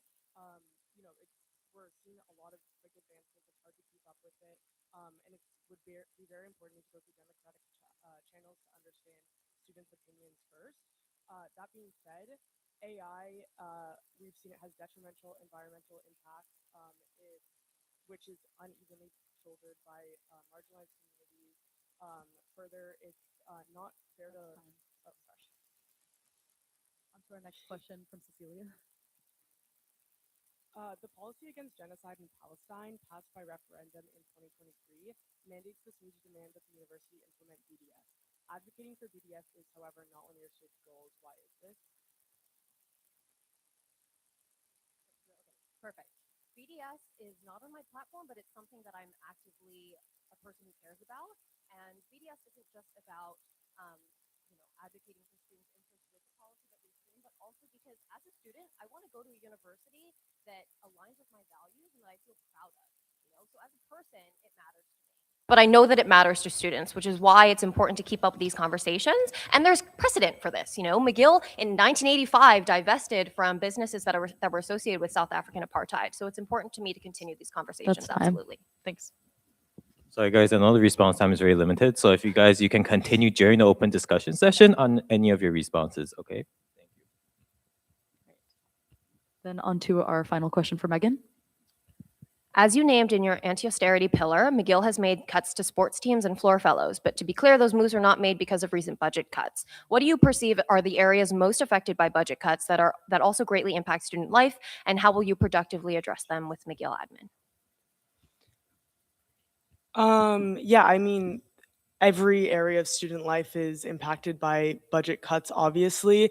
For example, floor fellows being taken away is really harming students while we increased money to security, which makes no sense. So student safety is obviously a main place that budget cuts are impacting, as well as food insecurity. I know a lot of first years that are really struggling with dining hall food. It's not nutritious. It's not keeping them fed throughout the day. So safety, food insecurity. Do I have 30? Oh, sorry. Okay. Yeah, those were short response times. So moving into our open discussion section, feel free to elaborate on any of those thoughts. Okay, we'll get started in a second. Sorry, so we'll allocate around, I think, 45 minutes for the open Sorry, discussion. what? In fact, 45 minutes? 45. Okay. 425. Long night. I mean, I'll talk for 45 minutes if you'll let me, but. So I think you've seen how this works. So Megan gets the floor to begin. You can bring up any question or just elaborate on any responses. And Cecilia, if you want to talk, just raise your hand and we'll make sure that you get a chance to speak at an appropriate time. I didn't really get to finish my thought about the Code of Student Conduct, so I want to touch briefly on this before asking another question to Cecilia. So the code is still obviously something that we care about, and it's something that we can continue to revise throughout the year, and that's something that I do intend to continue working on. In fact, my fellow senators have done an amazing job advocating for student interests in meetings with the deputy provost, and so that's something I intend to continue. My question for Cecilia: you didn't really get to finish your thought about food insecurity just before. I do just want to bring up the point that students do now have access to the all-you-can-eat meal plan, and so I want to ask, in terms of your view on how food insecurity is affecting students who live in residence, how does the all-you-can-eat meal plan play into that? Yeah, for sure. It's an all-you-can-eat meal plan. Obviously, I'm not a first-year student. I'm not in residence right now. Perhaps I should have done more research on this. I'm going off what I was told in terms of the hours it's open are very inaccessible, especially for student athletes, students involved more broadly on campus, as well as the nutrition is just not there. And all you can eat doesn't mean it's really fueling or filling your body. Yeah, and I would also first years obviously aren't the only people eating on campus. That was just one example. And I believe SMU has a lot of opportunities to help food insecurity more broadly beyond first years. Yeah, can I ask a question to Megan now? Okay, perfect. I wanted to talk to you about the new identification policy being proposed at Senate. So the policy being put forth allows any McGill employee at all to request that individuals present identification and remove any face or head coverings without any due process or any suspicion of wrongdoing. This policy will inevitably be applied unequally along lines of race, gender, religion, and disability. And I'm wondering, in your seat at Senate, what have you done to oppose?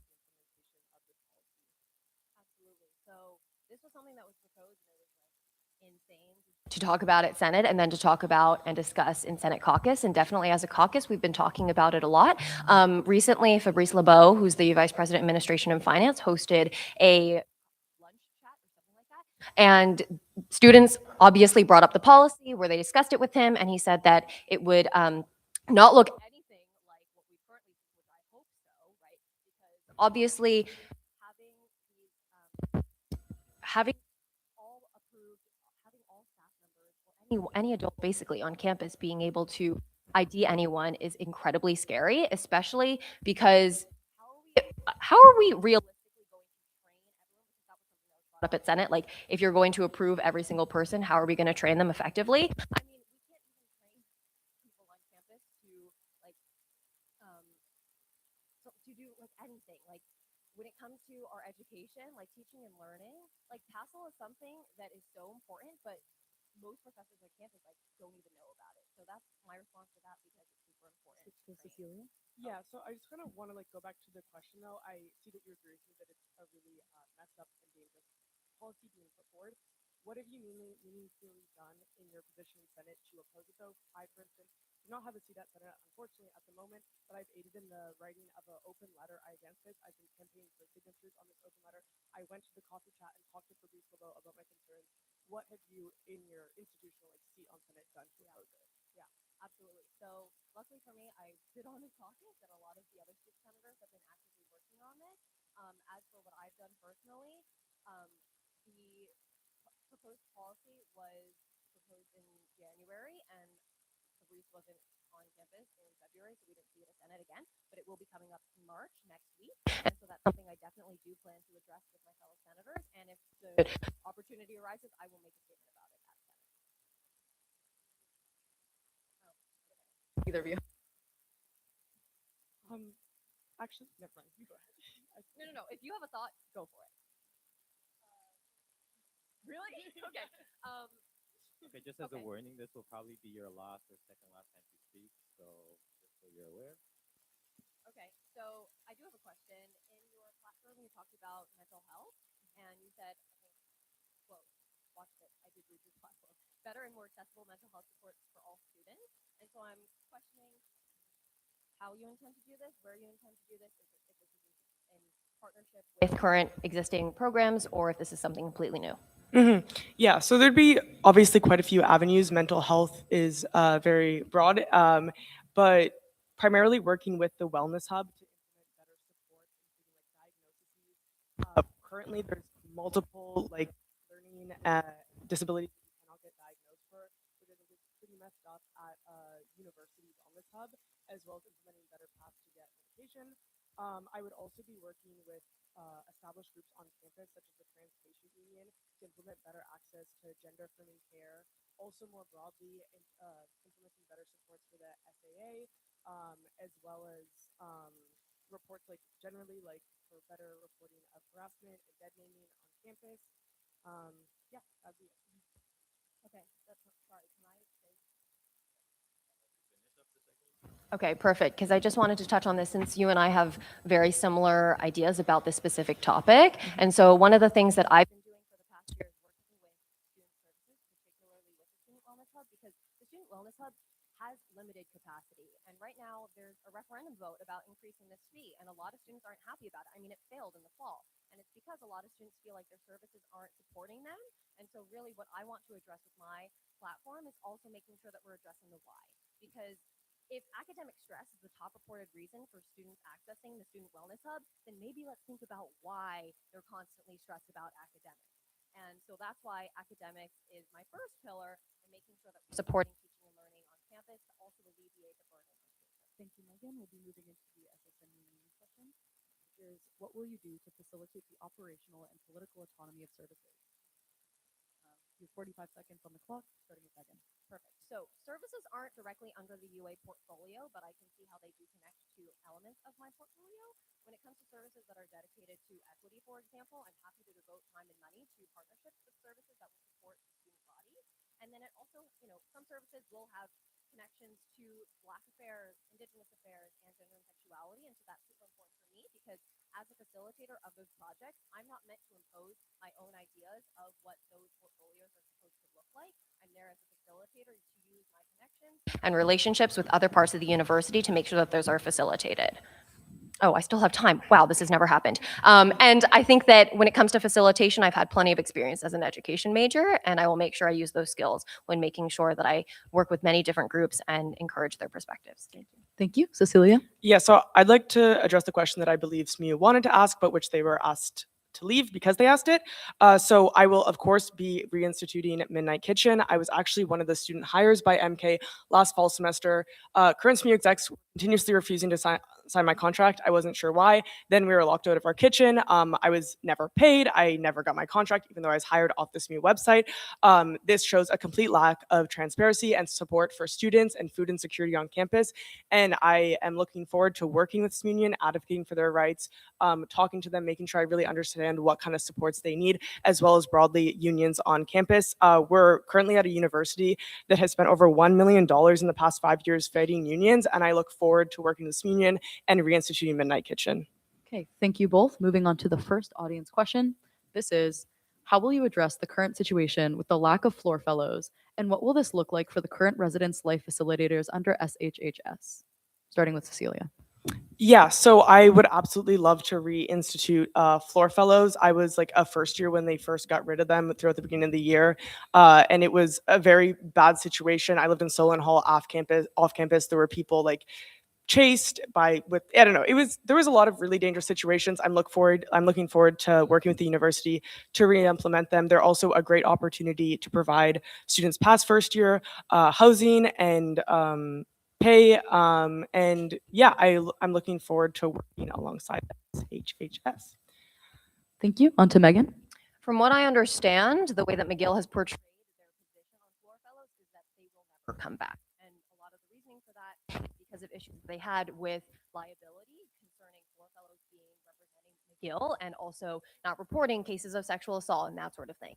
So that's super important, but I do believe that the way that residence life facilitators are currently operating have been doing a lot better than I would say my first year as, or my first year just and I think that as a senator and as my predecessor, actually, I've talked to him a lot about the work that he did as a senator and working with student housing and hospitality services to improve the programs and projects that residence life facilitators work on to making sure that they're boosting connection and also keeping students safe when they're in residence.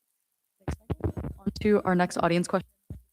The use of AI is rapidly developing, overcoming an especially steep learning curve that can often delay progress in the position. What experience do you have across McGill and SSMU governance that can assure students you are a qualified candidate that will efficiently attend to the position's mandate? Starting with Cecilia. Sorry, Wait, that's sorry, not the same question that's on the screen. I'm sorry. I was looking at the third question. Okay, we're going to start with this. Hang on. No. Do you want to read this? Okay. I just read audience question 2, but I thought we were on number 2. Okay, that was just the screen will update. I can reread the question or Wait, are we doing question yes, 2 the AI or one. Yeah. Okay. Do you want me to reread it or you guys? Yeah, sorry, could you reread Okay, it? yes.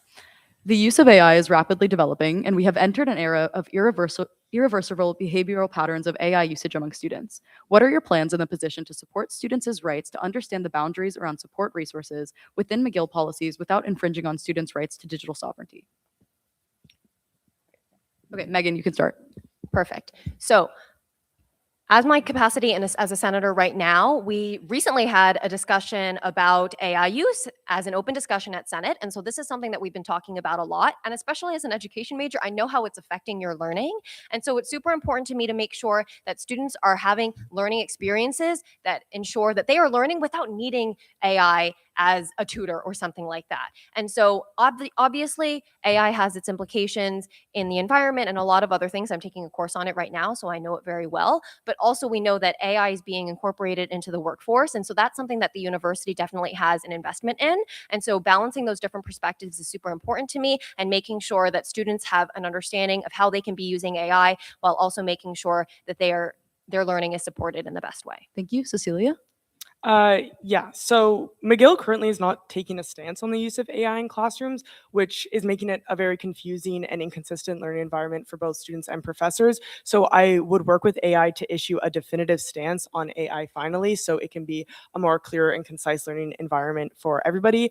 As I said earlier, there is a devastating impact on the climate from AI, effects which are disproportionately shouldered by racialized and marginalized communities, and it is encroaching into the job sectors of sciences and humanities as like, and we see that on campus already. AI is currently being used by McGill to justify their cuts to TA hours, which is unacceptable. So yeah, I will work hand in hand with the university to issue a policy, but also advocate for the needs of students and not go along with the university's use of it to justify cuts to our TAs. Yeah. Thank you both for those remarks. Audience question number 3 is, hang on. Being a student leader requires overcoming an especially steep learning curve that can often delay progress in the position. What experience do you have across McGill and SSMU governance that can assure students you are a qualified candidate that will efficiently attend to the position's mandate? Starting with Cecilia. Yeah, so first off, as you guys know, I'm running with a coalition, STAN, Students for Students for Anti-Austerity, Transparency, New Voices, and Democracy. We're a team that has worked together a lot in grassroots organizing and volunteering. I know we work well together, and I know that that will help me overcome this learning curve. That being said, I faced a steep learning curve last semester because I restarted a student association on campus. So that meant constitution writing, sitting on legislative council with AUS for the first time, talking to like other department reps and deans for the first time. So I'm used to this, and I look forward to doing it again at a bigger position. And yeah, while I don't have experience in SMU governance, I have a lot of experience within SMU as a volunteer and a student, and I look forward to leaning into this position. Thank you. Megan, your response? I've been a senator for the past year, and one of the biggest responsibilities of the VP University Affairs is to chair Senate caucus. And so I've had a lot of experience working with the UA portfolio. And so I think in terms of the steep learning curve, I have doing so much of the job that I can work effectively and make sure that I already have projects planned so that I can tackle those over the summer to make sure that when we come back in August or September, that we can hit the ground running and make sure that the student senators are integrated and that we can create a working environment that's super collaborative and effective for advocating for students' interests. And so it's super important to me to make sure that I'm using my experience, but also making sure that I learn, because as an education major, there's nothing more important to me than a growth mindset. And so I'm looking forward to spending the month of May learning from Susan and gaining more knowledge about the position. All right, audience question 4, our last question before closing statements. Under the new student code of conduct, many student protesters have already undergone expedited disciplinary cases. What changes will you make to the relationship of SSMU with admin to stop further concession to political freedom on campus? Starting with Cecilia. Yeah, so as again, my other standmates have said, there's been a pattern of SMU acquiescing to the university and leaning into their interests rather than students. I will stop this pattern. I will make sure I'm advocating for students. Like we've said again and again, we want to implement the policy against genocide in Palestine. Finally, that was approved by 78.7% of voters in 2023. It was the highest referenda turnout in SMU history. And we know that the McGill admin does not stand for this policy, but the McGill admin is not my policy. So I imagine my relationship with admin may change and that my relationship with the students will probably be better than SMU's has been in the past. Thank you. Megan? Perfect. Okay.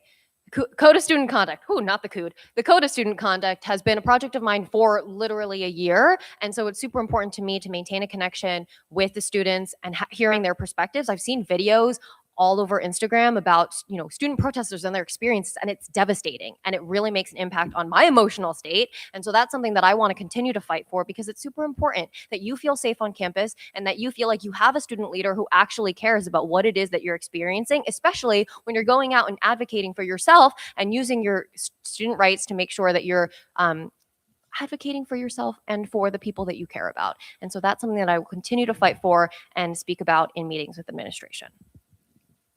Okay, with that, we'll move on to our final closing statements of tonight, starting with Cecilia. You have 60 seconds. Yeah, so thanks again, everybody, for staying so late. I'm happy to be here presenting to you all.